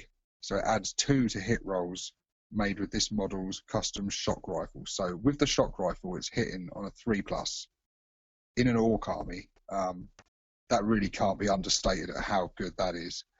And that weapon itself is assault 2, strength 8, AP -3, D6 damage. And the bearer suffers 1 mortal wound if you roll 1s. But each time you roll wounds of 6, the target suffers a mortal wound in addition to any other damage. So this is your. It's also got a rocket launcher. This is your tank hunting buggy, isn't it? Yeah, that's pretty snacky, alright. D6 damage on the shots, and then you're rolling 6s rounds. In addition to any other damage. That's not bad going, man. Not bad going. -3 AP. Strength 8. It's only got range 24, but then it's like gonna be jumping around the place. What's its special ability like? The shock tunnel. If you roll a 4+ when advancing with this model, remove it from the battlefield and set it up again anywhere on the battlefield more than 9 inches away from any enemy units. After doing so, roll a d6. On a 4+, the model suffers 1 mortal wound. So, yeah, when you do this, you got a 50-50 shot of getting a mortal wound, but it's a it's a deep striking buggy with a really reliable tank hunting weapon on it. This is going to be so annoying for your opponent. And yeah, I like it. It's an awesome looking model. It's the Back to the Future inspired thing with even got a flux capacitor in the back. It looks like a Formula One car. It's how much does it cost? It costs the Shock Jump Dragster 108 points.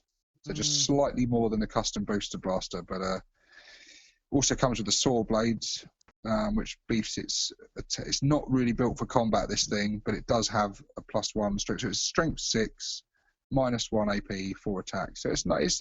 It's reasonable in combat, but that's not really what you want it doing. You want this thing teleporting around the battlefield, picking off enemy tanks and causing some pain. I like it. It's very specialized. It against horde armies and stuff, it won't be very good, but against mechanized armies, it's going to be the bane of their lives, I think, this thing. Because you're not safe from this thing anywhere. Yeah, that's it. Like, no matter where you are, you're not safe. It'll be very fun. I think there'll be a lot of hilarity with this vehicle. It'll cause a few laughs, all right. Still Definitely. Fair old chunk of this codex to go through. Well, the next one is the Boomdacker Snazwagon, my favourite name of all the vehicles. This thing comes armed with a big shooter, a grot blaster that is strength 3 this time, the Mech Special, range 24, assault 9, strength 5, AP -2, damage 1. 9 shots out of this thing. That's the really cool looking souped up mega big shooter that's on the back of this thing.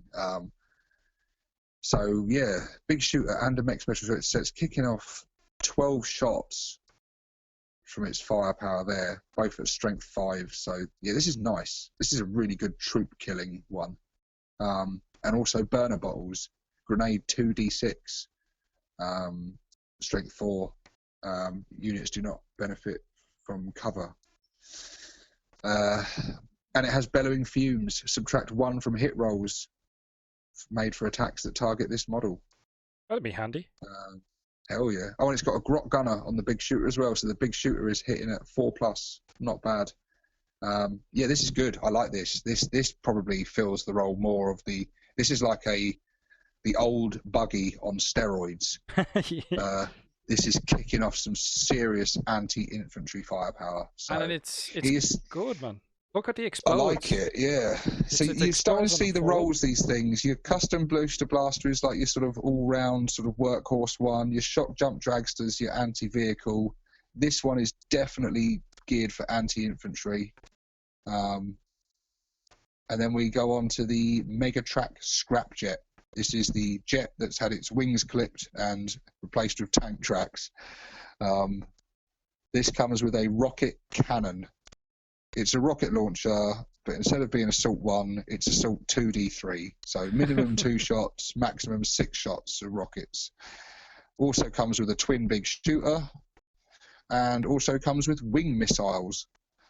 Add 1 to hit rolls for attacks made with this weapon against vehicles. Nice. So against vehicles, this weapon is hitting on a 4+. It's only assault 1, mind. But it is strength 8, so it's a rocket that is +1 against vehicles. However, it's a -1 against anything that's not a vehicle. So it's like a yeah, it must have like some sort of targeting equipment on it to lock on, because it's still the still left over from when it was an actual jet, I guess. Yeah, that's what I was thinking as well. There's some sort of like a lock-on sort of fluff type thing they were thinking there. I like the nose drill as well.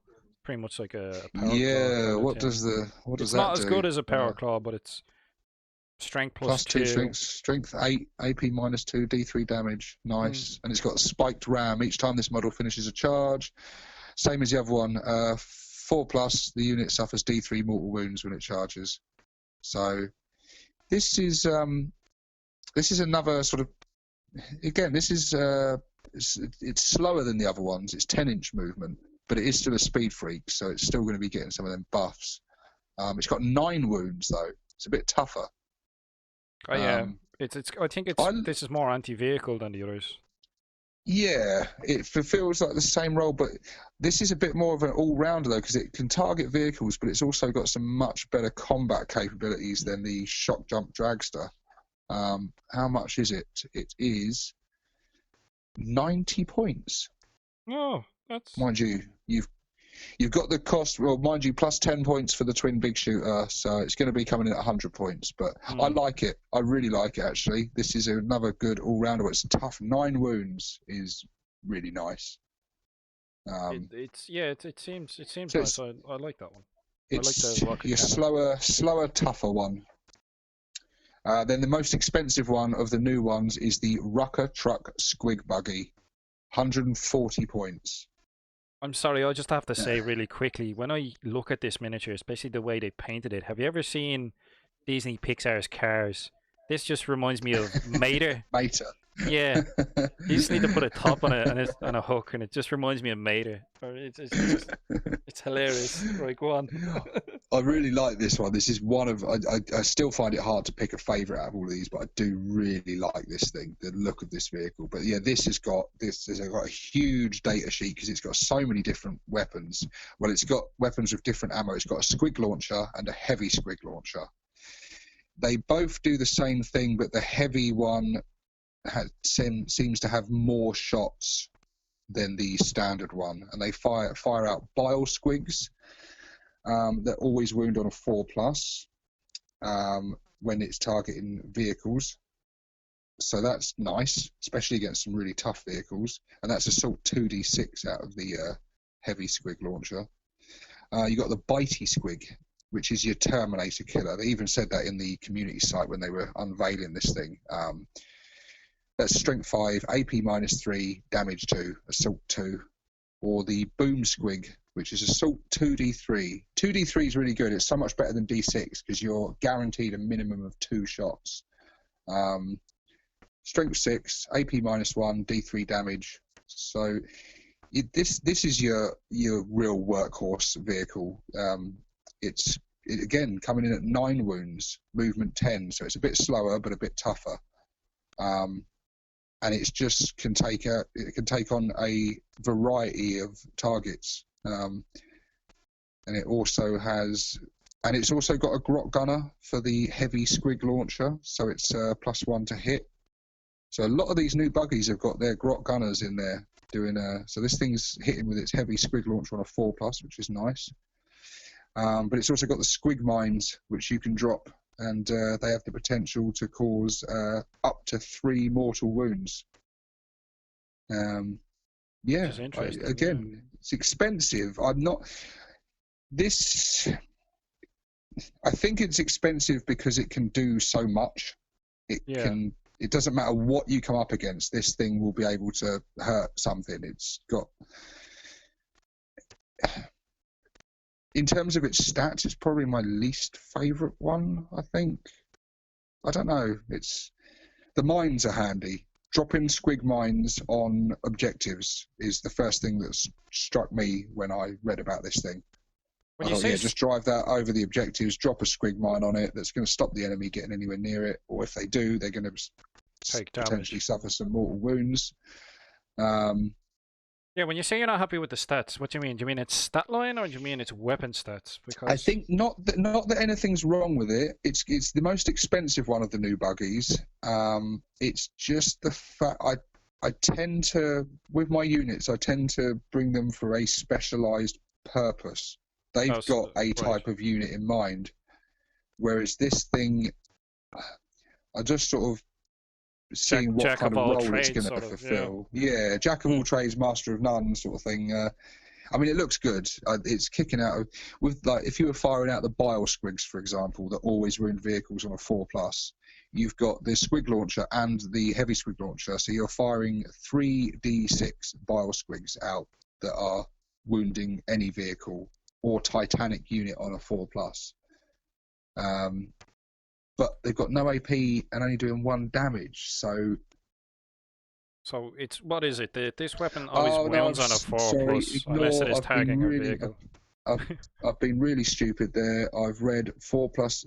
It's 4+ unless it's targeting a vehicle or Titanic, in which case it wounds. So no, this is troop killing. So it's 3d6, 4+ to wounds against troops. But I don't know. I just see better options in the other ones. It'd be interesting because it gets both. See, it doesn't really have anything that's very good against vehicles. Each model's crew is armed with a squig launcher. Well, it has both. It has the heavy squig launcher and the squig launcher. Yeah, I suppose. Right, it's more anti-troops, and we have boys and stuff for that. So I don't know. But it will take out a variety of troops. I think if you're coming up against like guardsmen, if you're coming up against Tau, if you're coming up against Space Marine Terminators, it's going to have an answer for all of them, I guess. So it will kill troops of all shapes and sizes. I guess that's its selling point, isn't it? Yeah. On 4s on the troops. So yeah, it's a bit of an all-rounder. What's next up? We've got our Storm Boys.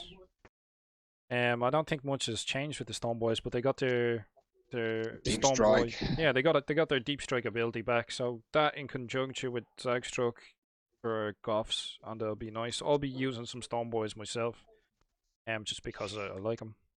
They're very I think Storm Boys have got better because of having that ability. That's I honestly think so it was much better for them. Just a typo in the index. Do you know what I mean? I think it was just an omission unintentionally out of the index, because they had, if you look at the 4th edition codex and the 7th edition codex and now this codex, in all of them they've been able to deep strike in. It was just the index that they sort of forgot to have it in.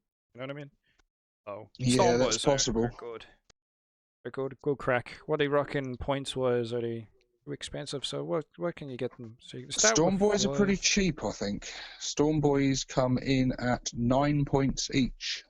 2 points more than a boy? 2 points more than a boy, and these guys deep strike. What's not to like? You can have them in units of 30 as well. Yes, you can. Oh, 30 deep. Oh, yeah. Oh, yeah. Storm Boys are awesome. That's nasty, man. We're liking Storm Boys. Storm Boys are good. There's not much in this. I think as we're going through, there's not much in this codex that isn't good, really. Which Deathcopters now is the next one, and I've got 6 of these bad boys, the Black Reach ones, and they were so ridiculously overcosted in the index. It was insane. They have taken a massive points drop. They are now again, coming. Oh, they're much more viable. They lost their big bomb, which was a bummer, but that was kind of situational. Didn't always get to use that. It was a nice little extra, but Deathcopters now come in at 30 points per model, whereas in the index they were costing a ridiculous. Deathcopters were costing 55 points, so they've dropped 25 points each. But then, if you're are you taking into account their copter rockets? Because the copter rockets alone the are copter 24. rockets have stayed the same. They're the same price, 24 points, which is basically a double rocket launcher. So the war gear is the weapons are the same cost, but the copters themselves have dropped by 25 points each, which is a huge saving. So my unit of 6 Deathcopters is now 150 points cheaper. That's incredible. And all they've lost is the big bombs. And they are speed freaks, so they gain the benefits of the speed freaks rules as well. They still got the scouting ahead rule, so they can come in on a table edge. They turbo boost. They add 6 instead of rolling a dice when they advance.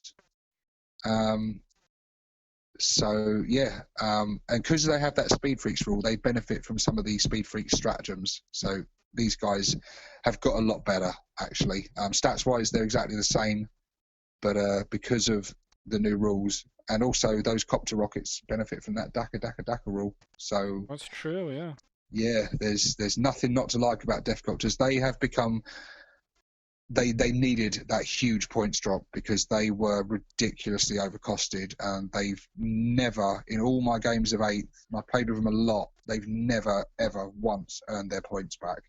I was using them primarily as sort of a distraction unit, but it was a damn expensive distraction unit. Their job for me was basically to come in behind enemy lines and distract the enemy's incoming fire onto that, to deal with them while my boys closed in. But these now are going to be, I'm going to be using Defcopters a lot. I think they're going to be a good mobile tank hunting unit with their rockets. I like them. I was using them a similar way now that you're saying it. I used to use them a lot more for harassing the flanks or going for objectives. I used to find taking individual guys. You're messing with your cigarette packet again, you bollocks. Don't worry. Yeah, so I used to use them to grab objectives and harass the enemy, and pretty much do what you did, is just distract them away from shooting your units and get them to shoot at the copters. Next, we've got the mech guns. I have recently purchased these, so I'm looking forward to using these guys. I got my wish with custom mega cannons, as with custom mega blasters as well. Actually, they now do D6 damage rather than D3 damage. They have jumped massively in points, though. They've jumped up to 45 points for a custom mega cannon, but it has the potential to cause horrendous damage with heavy D6 shots, with D6 damage, doing the mortal wounds on hit rolls of 1. But I know you're a fan of the tractor cannon. Oh, yeah, people were going a bit crazy over it. It's an interesting one. So what is it? 48-inch range, heavy 1, strength 8, -2 AP. It's got D6 damage going for it as well. But its abilities, this weapon automatically hits its target. If the target is an enemy vehicle unit that can fly, roll 2 dice when inflicting damage with this weapon, and discard the lowest result. If a vehicle unit that can fly is destroyed by this weapon, the model automatically crashes and burns, or its equivalent. Do not roll dice. It's the automatically. I know it's only one shot. If it's a vehicle, But yeah, automatically hitting with D6 damage, strength 8 is not to be sniffed at either. And that comes in at 30 points. So a mech gun with tractor cannon would cost you 45 points for an automatically hitting strength 8 D6 damage weapon. And it's got really good range as well, 48-inch range. So yeah, they're very good.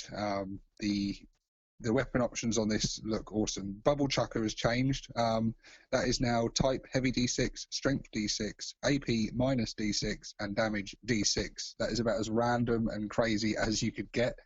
And I think the Bubble Chucker is the option to stick in there just for shits and giggles, isn't it? yeah, wasn't it with the bubble chucky? You'd roll 4 dice, and then you'd pick a D6 for one of the stats, and then your enemy would pick a D6. It wasn't a good way to do it. I don't think it was never, because the opponent was always going to choose one of the rolls to make it really crap in some way that it was gonna.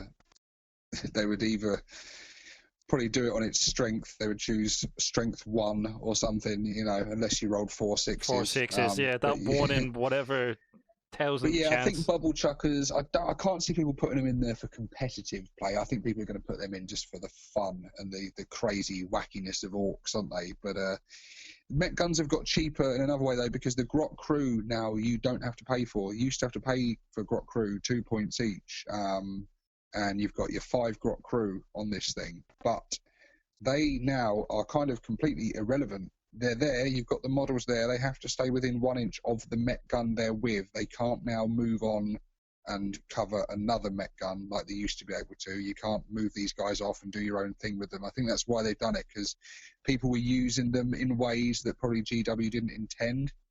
So now they are just literally there to look nice. They can't get hit, they can't attack, they can't do anything. They are just there to sit next to the mech gun.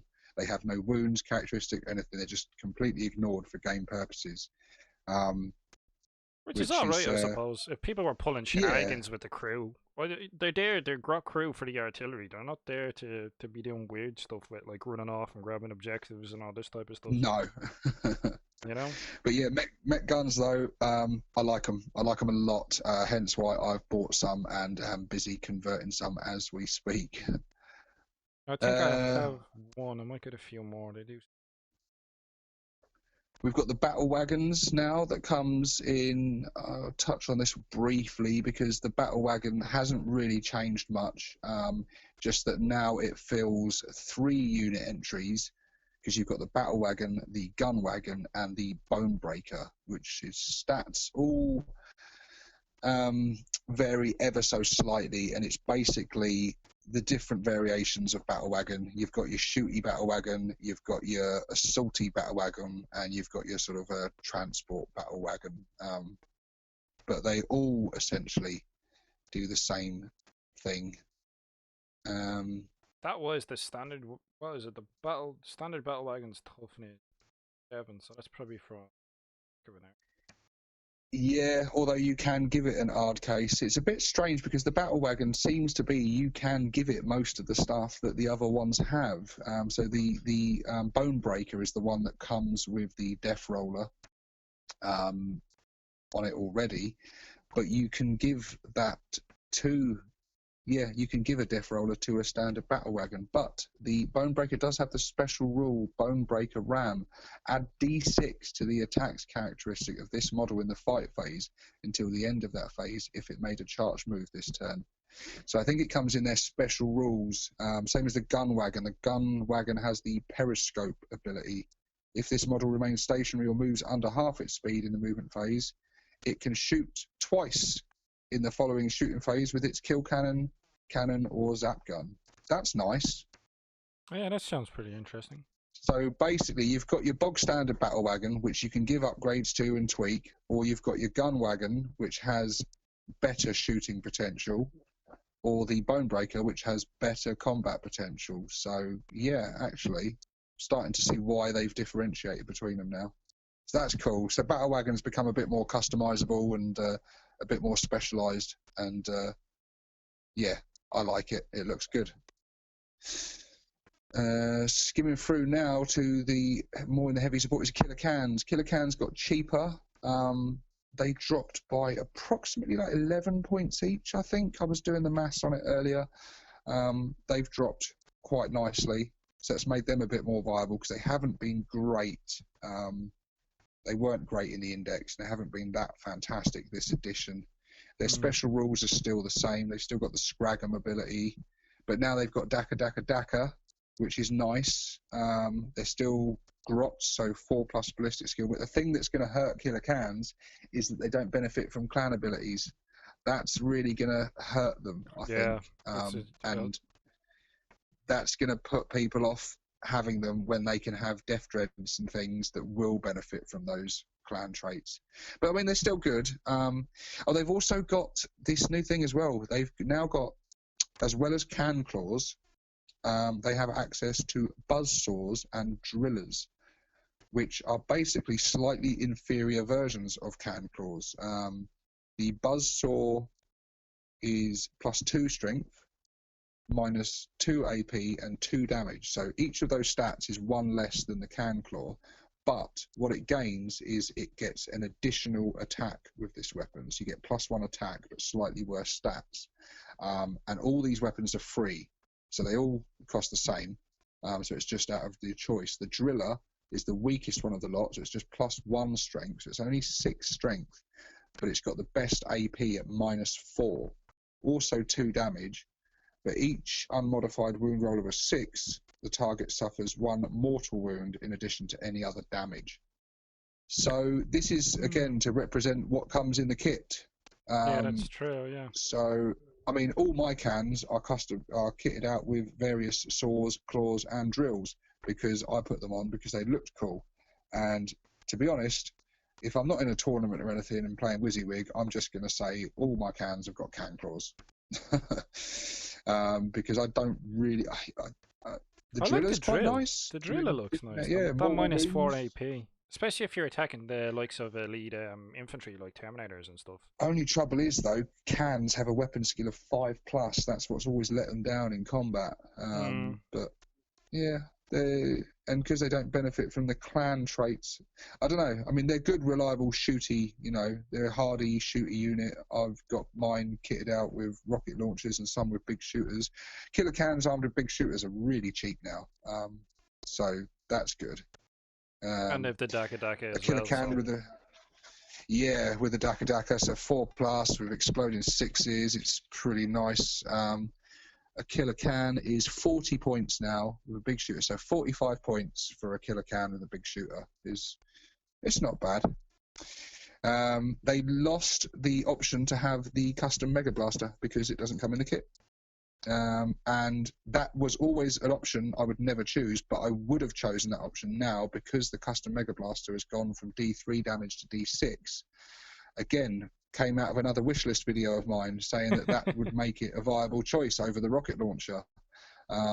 Almost like they were listening.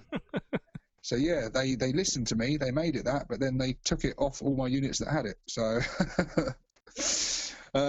moving on, we've got Death Dreads. Death Dreads also dropped in points, but basically, and also gained access to another close combat weapon. They have the Dread Claw, which came down in points. It used to be 30 points for your first Dread Claw, and then 15 points for each extra one. Now they're just 15 points each. So the Death Dread has dropped quite nicely in points. But it also gets access to a Dread Saw, which is cheaper option. That's 10 points. And instead of strength ×2, that's strength +4, AP -2, so 1 less AP, and it does 2 damage instead of 3 damage. But the Dread Saw gets, well, that's it. It's basically this. It's just a slightly inferior version of the Dread Claw, but saving you a few points. So I guess if you wanted to have your Death Dread all with Dread Claws, but you wanted to save on some points, make 2 of them Dread Saws. That saves you 10 points. But I don't know. It's just more of the whatever. They've just included it yeah. because it's in the kit. It's nice to have a bit of options to customize it a little bit, I suppose. But otherwise, their rules haven't changed at all. They're still the same. They get the Daka rule. They're a dread mob, so you can have a unit of 3 of them, but then they all operate independently. They do still have the custom Mega Blaster, though. So I am now strongly considering having a Death Dread with a custom Mega Blaster because of my bad moon trait of being able to re-roll those ones. Because to have the potential of causing D6 damage out of that thing, AP -3 is quite nice, actually. The Morkanaut and the Gorkanaut, do you see any massive changes there? Yes, they've both come down in points, and their guns have got so much better, so much better. The Morkanaut has replaced its custom Mega Cannon with a custom Mega Zapper, which is heavy 3d3, so a minimum of 3 shots, maximum of 9, all causing D6 damage. And it's got its custom Mega Blaster, which has gone from D3 to D6 damage. And it gains the Daka rule. And the custom force field now, I believe, is optional. You don't have to have a custom force field on it if you don't want to. Why you wouldn't, I don't know. For 20 points, given a 9-inch bubble around this thing with a 5+ in bun, is kind of the reason that people chose the Morkanaut over the Gorkanaut, really. But yeah, it's got a lot better, a lot better. The Gorkanaut as well. Deathstorm Mega Shooter jumped from a heavy 3d6 to just a heavy 18. So all those dice are automatically hitting 6s there, basically. It's firing out a lot of Daka, this thing, and I love it. I think my Gorkanaut is actually going to get some play now and cause some carnage. And they both come in at 15 power points, so they are both prime candidates for teleporting in with that new stratagem, which I think is going to be the most popular way to use these guys now. Yeah, definitely. I think Deep Strike and a Gorkanaut, I would never have predicted them to give us that ability. But I'm not moaning, I'm loving it. It's brilliant. They're still going to attract a lot of fire. They're still quite a heavy point sink. I mean, they've dropped in points, but they're still expensive. But their guns are so much more reliable, and they benefit from Daka. So they're just going to be much, much better. So you reckon the we'll be in particular? You reckon we'll be seeing more of them on the battlefield then? I think so. I mean, this thing's kicking out. It's got 2 twin big shooters. There's 12 shots from that, 18 shots from the Deathstorm mega shooter. So yeah, you got 12. No, you got 2 so 12. So you're looking at 30 shots, 32 shots. This thing's kicking out, and then if you're close enough, D6 auto hits from the Scorcher as well, and that's before it kicks people's heads in with the Claw of Gork or possibly Mork, which is still the same as it was, and is an awesome. These things were always devastating in combat. The trouble is you just never got them in, but that's a thing of the past now, because this thing's teleporting in and it's getting in there, whether they like it or not. Right in your face, yeah. Definitely. Yeah, I can see that about this codex. There's potential for a lot of stuff to drop in between Storm Boys, Commandos, and other abilities to move Gorkanauts in. It'll be interesting. We have the Looters next. Like I said, I've rocked Looters for a while now, for a long while. Since I started with Orcs, I've always liked my fire support. I don't think they've changed at all, have they? Other than gaining Daka. I think they're just going to be that much nastier because of that special rule. But I don't think they've actually changed. I think their points are still the same, I believe. Gun stats are the same, like Def Gun. You can upgrade some of them to max, or spanners, but you never do.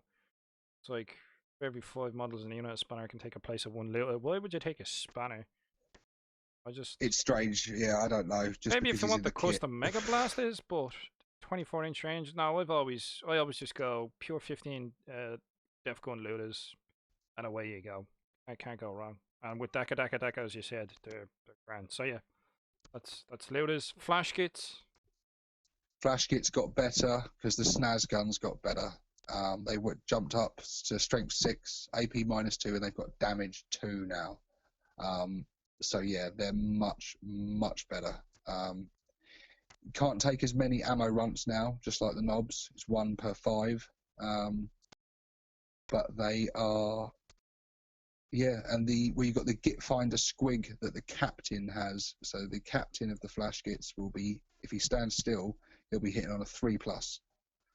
So yeah, these are ideal Terminator killers. And I need to get me some because I face Terminators a lot. So AP -2, damage 2, strength 6, heavy 3. Yeah, they're kicking. I think, and the big change, the change that everyone was screaming out for, they've got their 4+ save back. Yeah. That's music to everyone's ears. Yeah. They don't benefit from clan traits though because they are freebooters, but it specifically says in the codex that you can include these in a detachment no matter what clan you are, but they will only benefit from freebooters' clan traits. They won't benefit from your clan traits, but they can be included in the detachment regardless because they're of their guns for hire special rule, I think. Yeah. Cool. Truck got cheaper. Truck got a lot cheaper. Nice. I've always seen these as disposable. Needed to happen. Yeah, I've never seen trucks as something you invested a lot of points in. They've always just been, did it get 12 boys closer to the enemy? Yeah. And then, 64 points now. Yeah, it's not bad, I suppose. 10 wounds. Lost the option to have the rocket launcher, which I made a video about. And yeah, they've still got all the same rules, but they're just that much more viable now because they're so much cheaper. And I will still be using trucks for my tank busters to give them that mobility. They still got the ramshackle rule, open topped. Yeah, they're good. They're just better now, I think. Although they've lost the rocket launcher option, they're just better because they're cheaper and it's nice. Yeah, I like them, and I will be using them. I think I just need to reconvert the one that my rocket truck that I built to replace it with a big shooter now. Oh, well, I'd hold off there. You might be able to use looted wagon rules when you do play an open play game with somebody. Yeah, that's true. Well, hang on, what? That I'm nobody not playing plays. open play. You had me going there a minute. All the jets, I don't know because I've never used the jets. I don't think they've really changed much. I think they're all pretty much the same, aren't they? From quick glance over, I don't see anything glaring that pops out at me. I could be wrong, but yeah, I don't really see anything particular. I've always liked the look of the Blitzer bomber, just for its boom bomb, up to twice per battle. It's just the potential to dish out mortal wounds to vehicles is quite nice. I like the sound of that. I like running the Borna bomber. Dropping Borna bombs over enemy units. Has that changed? After a model has moved, select enemy unit that moved over, and for a d6 for each model in a unit up to a maximum of 10. Add 1 to the roll for model of infantry. For each roll of a 5+, the enemy suffers 1 mortal wound. Yeah, so that's pretty much the same. I like running the Borna bombers and Borna bombing stuff, and then when it blows up, you have a 4+. Each unit I just really want to. Yeah. I just really want to jump ahead to the next thing now, which is I know what you want to talk about is our Lord of War option, the Stomper. The Stomper. No, go on. I'll let you talk about it. I've already vented. You all talked out on it. He's 850 points. So, yeah, guys, I will do the talking on this because if Skarner does, he'll go into a big rant of hatred. But again, this has improved. It's not as good as it was in the old days and older editions of the game. However, as far as it's concerned for 8th edition, it's improved quite a lot. It's dropped 50 points base cost from the index, and its weapons have got better. Its def cannon has gone from, I think it was a heavy D6 to a heavy 3D6 now. Strength 10, AP -4, D6 damage. We've got the Super Gatler, which is heavy 3D6. It's got the Psycho Daka Blaster special rule, so it can shoot multiple times. It has the Daka rule as well, like everything else in here. So it hasn't. I still don't think it's going to be ultra competitive, but I think the points drop has helped it. The improved firepower has helped it, and I think in conjunction with certain stratagems and stuff, you probably get some goodness out of this thing.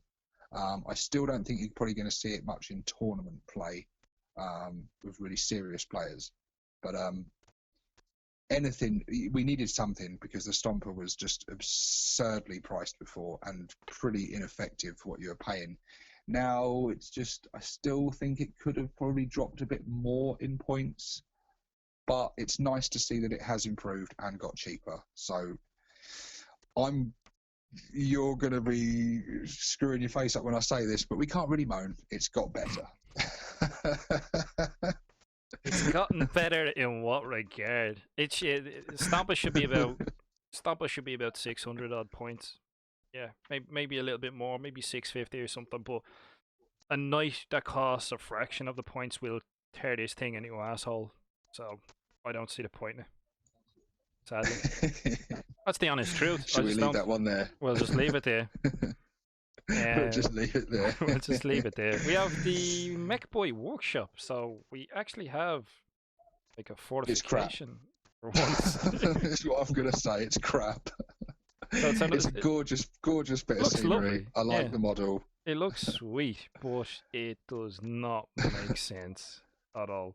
No, it doesn't. I mean, what you can do, right, for 80 points, what you can do is get one of your vehicles to miss an entire turn of moving to buff its movement speed by 6 inches in the following movement phase. What the hell is the point? That's just one of the things it can do. All the other things are equally useless, I think.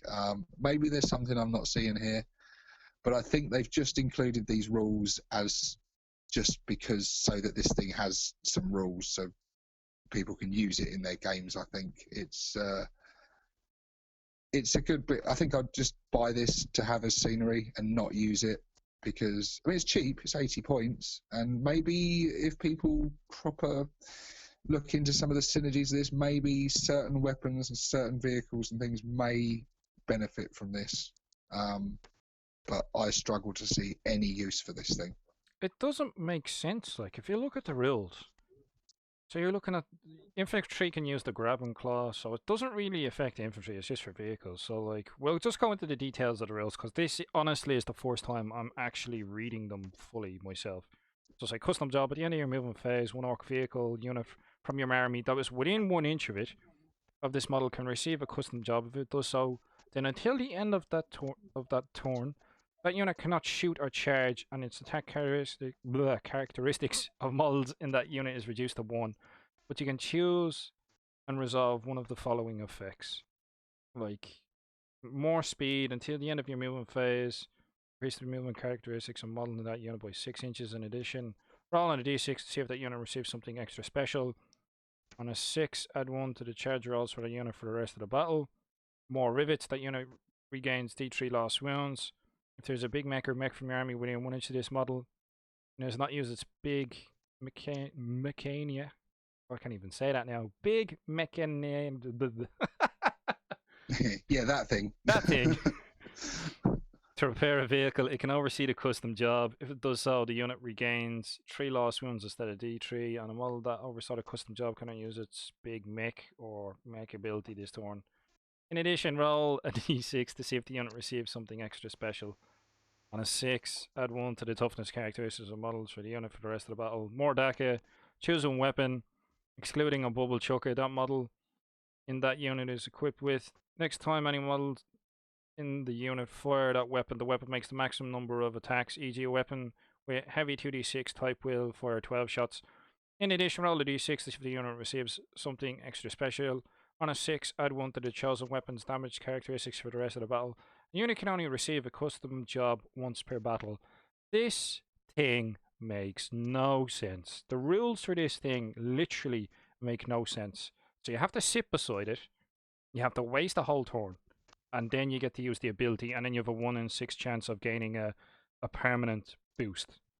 Like the more DACA one, I went into discussing it, right? So say we had or Stompa, and you're rolling your 3d6. So over 2 turns, statistically you're likely to roll 11 and like 12. So you'll have what, 22 shots with your Stompa if you just used it normally. Or you could use the Mech Boy Workshop and not shoot for a turn with that gun, and then have 18 shots the next turn. So by using this, you shoot less. Yeah, it's garbage. It's garbage. But the model's cool, so I think it will still sell, cool. but no one will use it. No, the model is cool. I will say that. The model looks cool. But in-game, it's pointless. Crap. It's completely pointless. It's absolute crap. It's pointless. Well, that's all the units covered. Then we get into some of the cool special rules that the army's got now. So we've got the clan cultures. I don't think we really need to go over the clan cultures because it's been covered so well. By this stage, everyone and their dog knows what all the clan cultures are. True. I did really well out of this. The Bad Moons one, re-rolling ones for shooting attacks is going to be really nice for certain units. Very strong, yeah. Very strong. I think it's one of the strongest. I think you did very well as well with the blood axes, with getting your models count as in cover, even when not, if they're being shot at from more than 18 inches away. It's going to be really handy, especially in the first turn. If you don't get first turn, it's going to make your boys a lot more survivable in that first turn. And being able to fall back and shoot in the same turn, or fall back and charge, is going to be nice. So when you're in combat, you're going to be able to fall out, charge in, making sure you're always hitting first. That's, again, not to be sniffed at. True. And we all get the "this is ours" Zog-off rule with our troops. So in Battle-Forged armies, all our troops get the objective secured, basically, which is going to be very handy for objective-driven games. And I think Grots would, yeah, Grots benefit all troop units in Ork detachments. So yeah, Grots get that as well. Grots got objectives secured. So someone's got their highly specialised, I don't know, Chaos Terminators on an objective. You've got 2 Grots there. No, the objective's yours. That's going to be cool. The clan cultures, yeah, and it's got a special rule. It says that obviously the clan cultures don't cover Grot models. That's a real shame. As we found out, yeah. I think all the only clan culture I'd say probably Snakebite's got the sort of rough end of the deal, because they get the 6+ feel no pain, which means they get to save points on Pain Boys, I guess. But I think that should have stacked. You know, that would have been good if the Snakebite ability stacked that would with have been the really Pain good. Boys, because I know other factions have abilities that are similar, where they can stack abilities like that. So I don't see why they couldn't. Death Skull's got a lot better because they got a 6+ invuln save, but they didn't just get that. They also got the all of their infantry units get the This Is Ours Zog Off ability. So all your elites, all your fast, all your infantry units get that objective secured. So it doesn't sound like much, but in a competitive game, in an objective-driven game, that's going to be the difference maker. Death Skulls are definitely going to be a really good tactical army to use. Infantry are going to be claiming the objectives, and you're going to have to wipe those Death Skulls off those objectives if you want to get them. So Snakebites, I think Snakebites are the weakest of all the clan cultures. I mean, it's still good. 6+ feel no pain army wide is nice, but it's nothing to write home about. I mean, freebooters get the +1 to hit rolls when they destroy a unit to compete. So when one unit destroys another unit, all the freebooters get within 24 inches get a +1 to hit. So that's going to make them quite devastating. And Evil Sons get the buffs to all the speed freaks, and their speed and movement, they're going to be just so rapid, and Goths are just going to be an absolute powerhouse in combat. And then we get the really exciting bit, the stratagems. There's so many good ones here. There's loads of them. I was reading some of these. We'll go over some of the good ones. We've got like Mob Up, that's still the same. Mob Up's still 1 command point. We got this one, Medisquig. I thought this was completely pointless at first. Use this stratagem at the end of your movement phase. Select a clan character from your army that is within 3 inches of a friendly clan pain boy. The selected model immediately gains D3 lost wounds. This is almost pointless because that's what a pain boy does anyway. Yeah, but you could do it in an addition, though. Could you? Use this stratagem at the end of your movement. Okay. I thought the only thing this did was stop you having to roll the dice, because obviously usually you got to roll the dice, and on a 1 you cause a wound to the character rather than heal it. So I thought it was just a way of avoiding that. But yeah, if it stacks, that's nice actually. Warp Head, really good. 1 command point. Buff your weird boy to a warp head so he gets 2 psychic powers. That's really, really good, and an absolute bargain for 1 command point, because those psychic powers are awesome. I like the extra gubbins one as well. Use this stratagem before the battle. For 1 command point, you can have 2 shiny gubbins that must be given to 2 different characters. Or for 3 command points, you can have an extra 2, so you can have 3 shiny gubbins. And the shiny gubbins are really good. For those that don't know, shiny gubbins is the orc version of relics.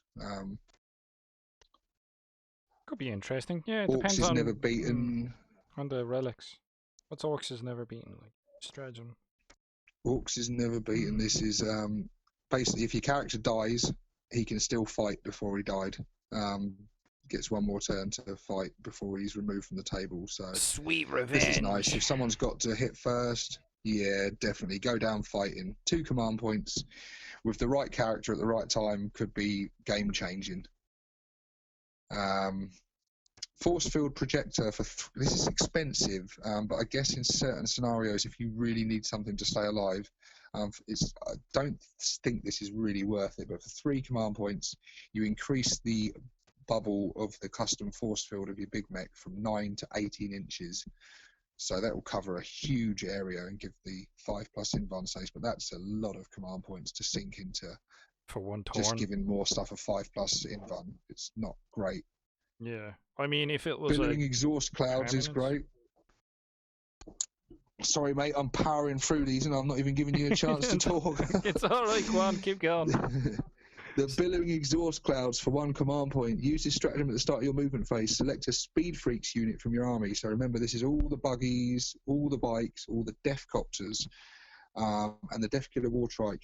Until the start of your next turn, subtract 1 from hit rolls for attacks made by ranged weapons that target that unit.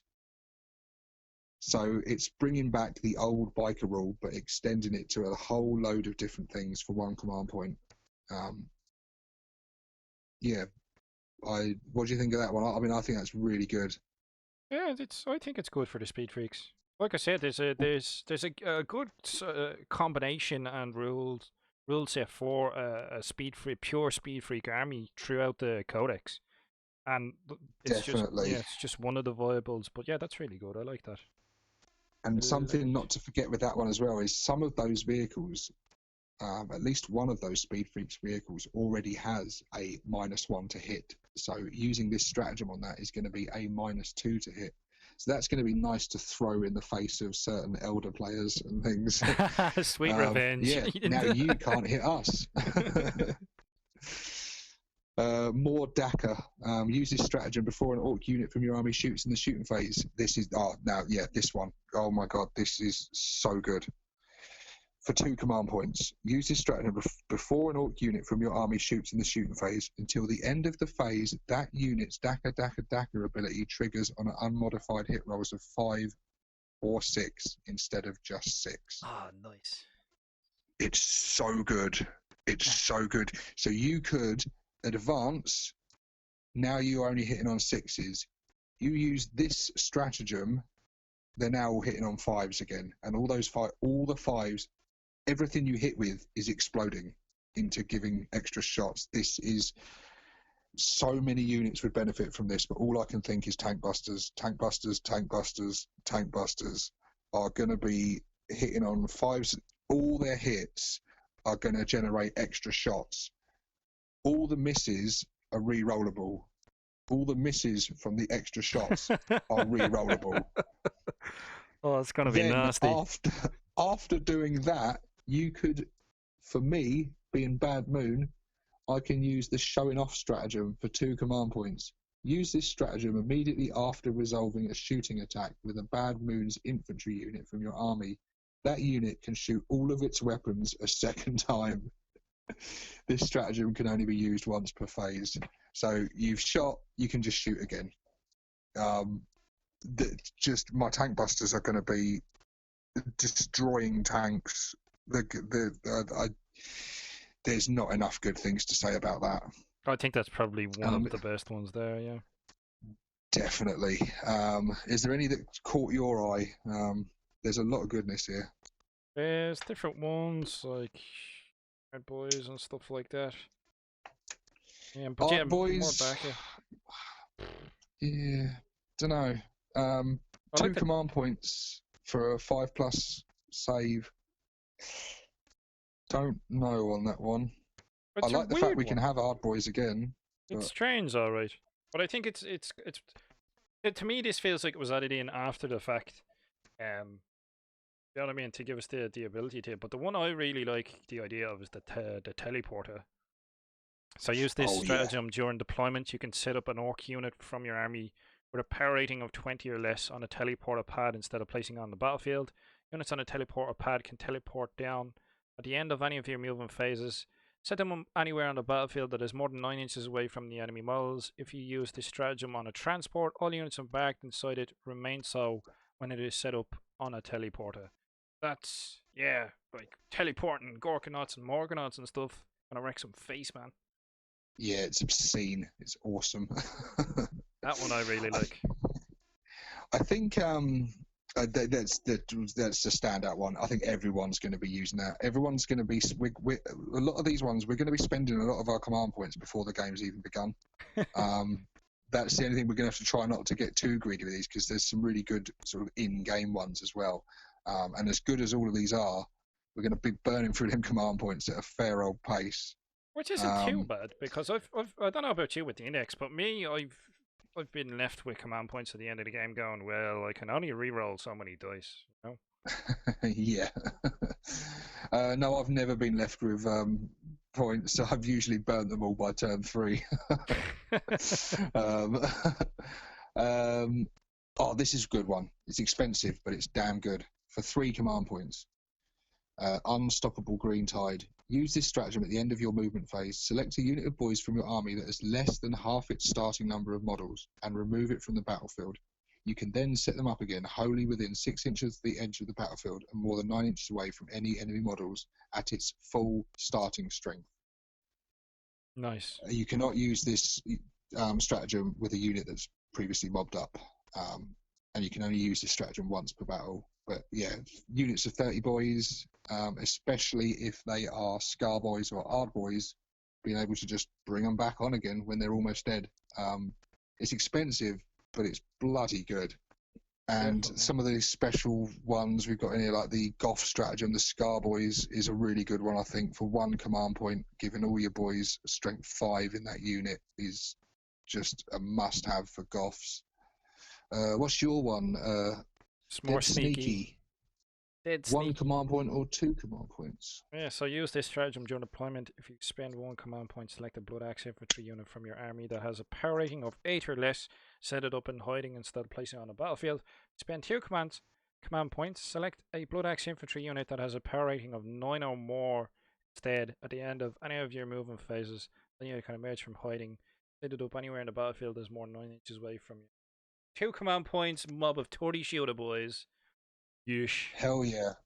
Hell yeah. And you clan will probably benefit mostly from the Ard Boys stratagem, because your Ard Boys further than 18 inches away are going to be proper Ard Boys, like old school Ard Boys with a 4+ save. Yeah.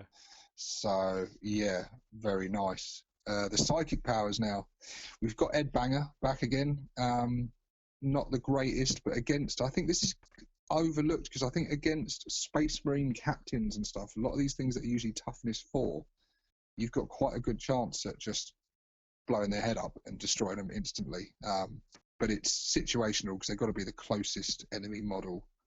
And it's a warp charge value of 8. It's quite pricey for what it is, because a lot of the other ones that are better are a lot cheaper. Like Warpath is still there, still as good as always. It's only a warp charge value of 7, so that's more teleporting orcs.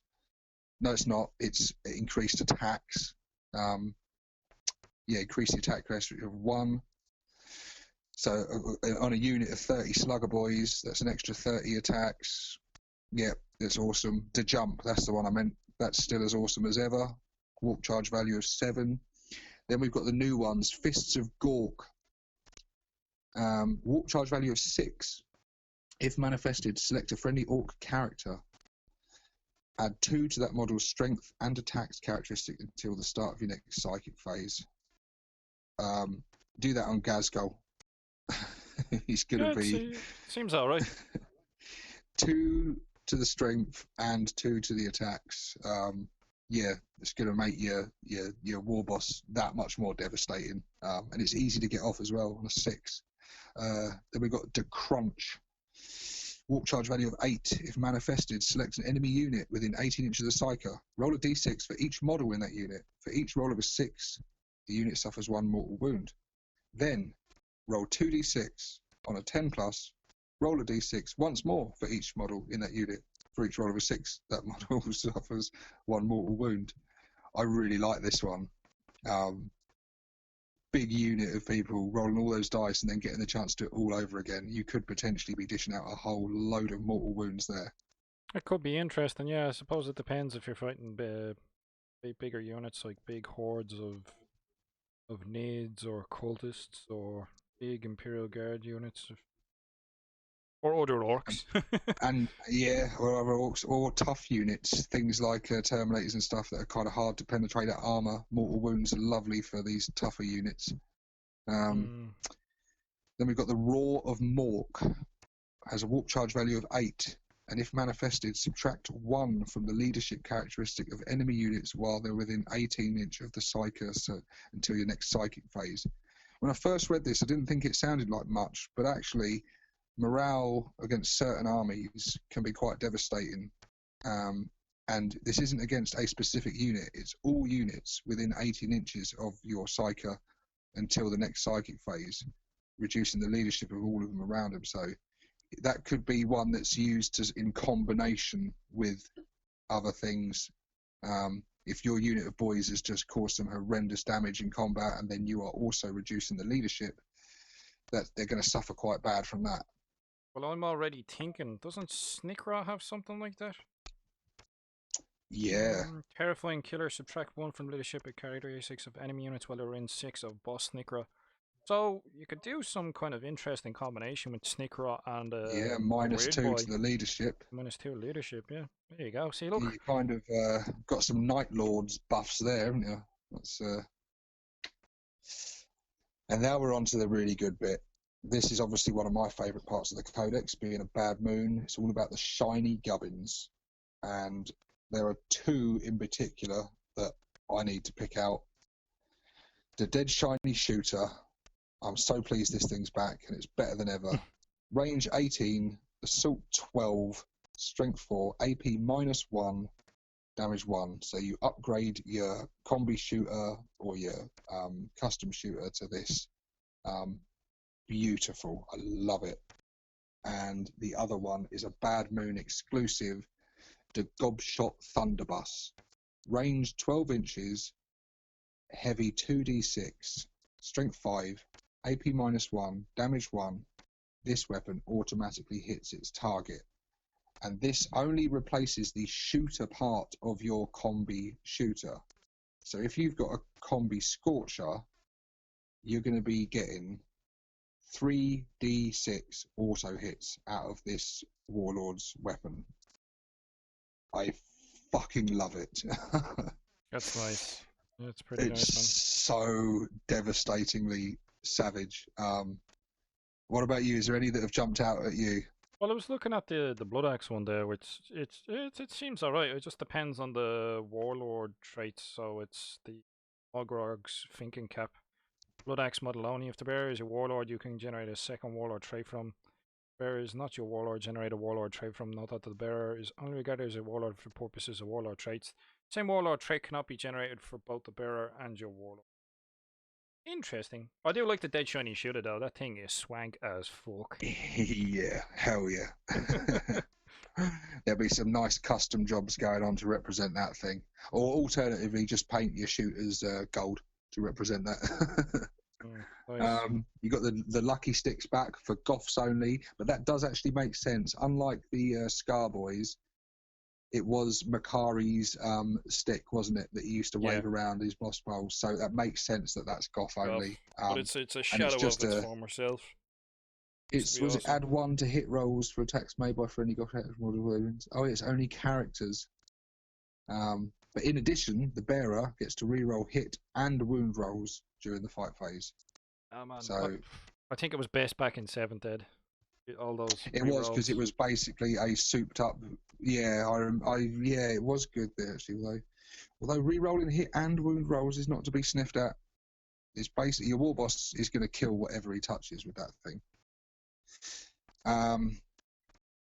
But yeah, I like your one actually with the extra Warlord traits. The Warlord traits are good. We've got the. What have we got? We've got the bog standard ones. Follow me, lads. Your Warlord gains the War ability and Breaking Heads ability. So this is good. If your Warlord is not a war boss, like a big mech or a weird boy, you can basically give him the war boss abilities, which is nice. And if your army is battle-forged, you receive an additional command point. So there's nothing not to like about that one. That's very cool. Especially taking into account the amount of command points you'll be spending, because a lot definitely of those, anything that gets you extra command points is going to be good. And if your Warlord is already a war boss and already has these abilities, you increase the range of these abilities by 3 inch. So that's nice. The next one is Big Killer Boss. Add 1 to wound rolls for your Warlord's attack that target a vehicle or monster. One of the weaker ones, very situational, would be handy in certain situations, but I think you're right on Powerclaw's that. going to be Powerclaw will be doing the job good enough anyway on its own. Arda's Nails. Add 1 to your Warlord's toughness characteristics. That will be handy for if your Warlord's a big mech. So big mech's only a toughness 4, and the difference between toughness 4 and toughness 5 is quite a lot. It's going to make quite a bit of difference. But I probably wouldn't choose that over the other ones. I might choose it if I had like the thinking cap like you and was able to have more than 1 Warlord trait. Yeah. Brutal but cunning. You can reroll hit rolls in the fight phase for attacks made by your Warlord. In addition, add 1 to the damage characteristic of your Warlord's melee weapons if in the same turn they charged, were charged, or performed a heroic intervention. That's a good one. I like that one. Yeah, I like that one. Cunning but brutal. At the start of the first battle round, but before the first turn begins, you can remove your Warlord and up to D3 friendly clan units from the battlefield and set them up again as described in the deployment section of the mission you have played in. If you pick a transport unit, it's embarked inside it remains so when it is removed and set up again. Yeah, I really like that one, and that just screams out Blood Axe to me. It does. It's like I was reading that quietly to myself while you were talking about some of the other ones, and I was like, "Whoa, yeah, I like it." And then we've got Might is Right. Add 1 to your Warlord's strength and attacks characteristics. I like the Arda's Nails one. If I could have more than 1 Warlord trait, I'd probably throw that one on there as a nice little Brucey bonus, because your Warlord's going to be dishing out some horrendous damage, so getting an extra attack and extra strength it's nice. But then we've got the clan specific ones, and I am so pleased because my Warlord gets a 4+ invulnerable save. And he's kind of needed as well, taking into account we can't have mega armored bosses. Yeah. So either I could put this on a big mech and give him a 2+ save with a 4+ invuln, or I can just make my war boss a 4+ save all the time. He'll always be a 4+. So yeah, I'm pleased with it. It's good. It's a strong one, definitely. What's your one? If your Warlord is on the battlefield, roll a dice for each command point you spend when using stratagems on a 6+. That command point is immediately refunded. Yeah, that's a handy one, I reckon. That's actually better than some of the other armies that's very similar to that, because I think some of the other ones are worded slightly differently, where they say when you use a stratagem, roll a dice and gain back a command point. But this one says for each command point you spend. So if you spend a stratagem that costs 3 command points, you're going to be rolling 3 dice. 3d6, yeah. Yeah, that's That could be potentially good. And I think that is not to be snipped, because seeing how amazing some of these stratagems are, gaining those command points back to spend on more stratagems is nothing but good. Death Skulls get reroll wound rolls of 1 for attacks made by your Warlord that target enemy vehicles. In addition, in the shooting phase, this Warlord can target enemy characters. If you had a Death Skull big mech with a shock attack gun, oh my god. Or it's gonna be just sniping characters. Or you're a dead shiny shooter, you would make an absolute mess of someone. Oh hell yeah. Because it's range 18, so the only time you're gonna Death Skull character with a dead shiny shooter, because it only has range 18. That's a great combination there. Dead shiny shooter and Dead Skull. That would make a mess of re-rolling wound rolls against vehicles. It's nice as well, because again, if you had that shock attack gun, it's a powerful weapon against vehicles. Re-rolling wound rolls of 1. Yeah, it's nice. Big Mech Dan Skull will be liking that one. I can hear him rubbing his hands together. Yeah, I can hear him rubbing his hands together from here. Evil Sons is your Warlord and friendly Evil Sons units within 6 inches of them can charge even if they fell back earlier in the turn. So yeah, that's nice. That's like the Blood Axe clan trait basically, but just with an aura around the Warlord, and it's nice. It's very good. So make sure they're always hitting first. freebooters get rerolls of 1. So again, this is like the Bad Moon clan trait. Reroll hit rolls of 1 for attacks made by friendly freebooter units in the fight phase while they are in the fight phase. Oh, okay. Strange. Okay, so it makes them a bit better in combat around your freebooter war boss. That's quite cool. Goff gets add 1 to your warlord's attack characteristic. Simple but effective. Like Goff's probably the least interesting out of all of them. Just 1 extra attack. It's not actually. Why would you choose that? That's rubbish. You can add 1 to your warlord's attack characteristic with the Goff one, or you can choose the standard warlord trait, Might is Right, and add 1 to the attack and strength. So no one is ever going to choose the Goff one. So what's the point? Rubbish. Like what? No point. What is the point? Add 1 to your. You're right. It's like Might is Right is better. Add 1 to your warlord's strength and attack. So there you go, folks. Never use the Goff's one. It's rubbish. No. Goff's shit out there on that one. Mind you, saying that.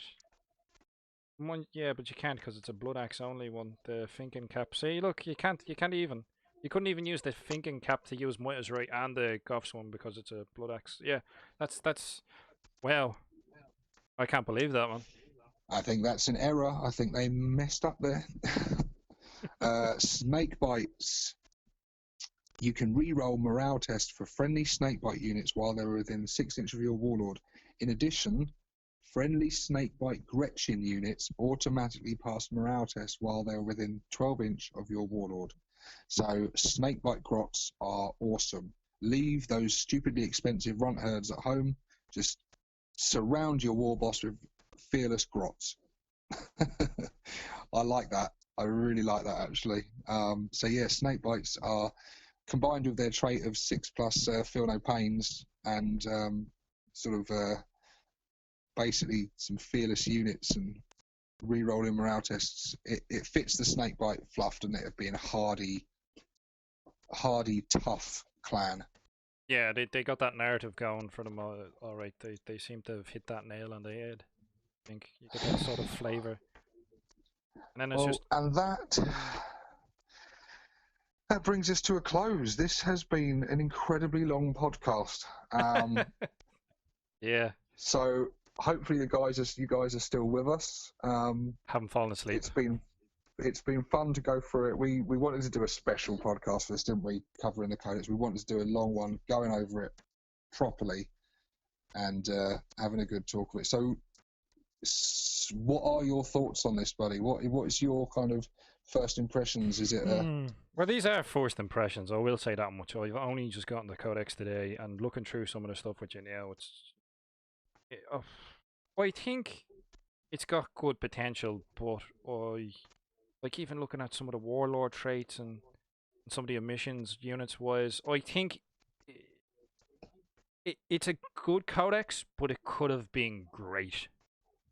You know what I mean? I think it had the potential to be better. Yeah, I think that's quite a good way to put it. I think I think it is verging on great in many respects. I think we are competitively, we are so much stronger now. I mean, it's not even funny. The difference between this and the index is night and day. Yeah, definitely. And this is the best orcs have been for a very, very long time. Is it as strong as 4th edition codex or 3rd edition codex? That's a really difficult comparison to make because their codex is obviously for an incredibly different type of 40k game and a much older edition, so it's very hard to compare in that respect. But for me, I think it's, other than some of the stuff we've lost, which is a killer, just on the codex's merits on its own, I think it's a really strong codex for our favourite army in what I think is the best edition of 40k we've ever had. So I am giving it a big thumbs up. It's not perfect, but it's bloody close. I'm really pleased with it, and I've got a big game lined up very soon. I'm going to be playing Reroll Joe in a few weeks, and we are going to be doing a game minimum 4,000 points. We're going to go big, and I can't wait. That's going to be my first experience of using this codex in that enormous game, so it's going to be an all-dayer, no mistake. But I can't wait. It's going to be really good fun. I just can't wait to create a custom war boss with all these shiny gubbins, and I look forward to re-rolling all those ones and using that Daka stratagem. And your dead shiny shooter. Yeah, I look forward to just spitting out so much Daka. I want to find a Tau player now to fight against. I want a Tau gun line, and I go, yeah, you think you can shoot? We'll show you what shooting is. Just shoot them off the board. I'm sure you equally with your Blood Axe boys is looking forward to just deep striking virtually your entire army and getting cover saves all round and ridiculous amounts of command points. I need to sit down, and what my plan is to make a 2,000 point army list that I'm happy with and just get it painted. I think that's what I'm going to be doing. I'm going to be spending the next couple of days sitting down, hashing out an army list and aiming to get that painted so I can start doing battle reports and stuff. Yeah, I'm going to be doing much the same. I'm going to probably aim for 500 points first in terms of painting. And then build up from there. But I'm definitely going to be working on some lists, and I have got some mech guns to be crack on converting to add to the insane amount of Daka that my Bad Moons are going to be dishing out. So I think for Christmas I'm going to be asking for more Mega Knobs, possibly some flash kits. Yeah, just anything that's got lots and lots of Daka on it, I'm going to want to add to my army. All the shooting. I can't wait. It's going to be an awesome. We are entering a new age. The age of man is over. The time of the Ork has begun. That was quite a poorly quoted line from Lord of the Rings there. I don't think I got it quite bang on, but I'm sure people will correct in the comment section. Yeah, you spell orcs with a K, you know what they say. Get out of here. Oh, that's a topic for another podcast. Right, so. Okay, well, guys, please make sure you subscribe to both myself and Skarner's channels. We say this every time, but I think there's still people that enjoy the podcast but are only subscribed to either myself or Skarner.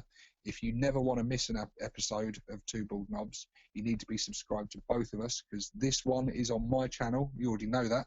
But the next episode will be on Skarner's channel. And in that episode, I believe we're going to be talking about the army lists we will have been working on by then. So it'll be an interesting one.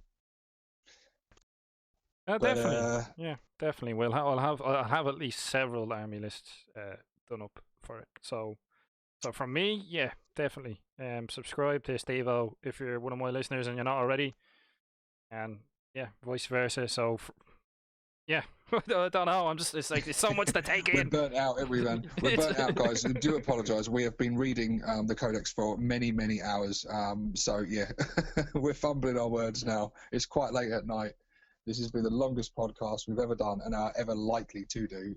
But you had to, yeah, like you said, we had to do a special for the Codex. So from my end of it, I'm just take it easy, guys, and thanks for listening. And this is 6+ Stevo signing out.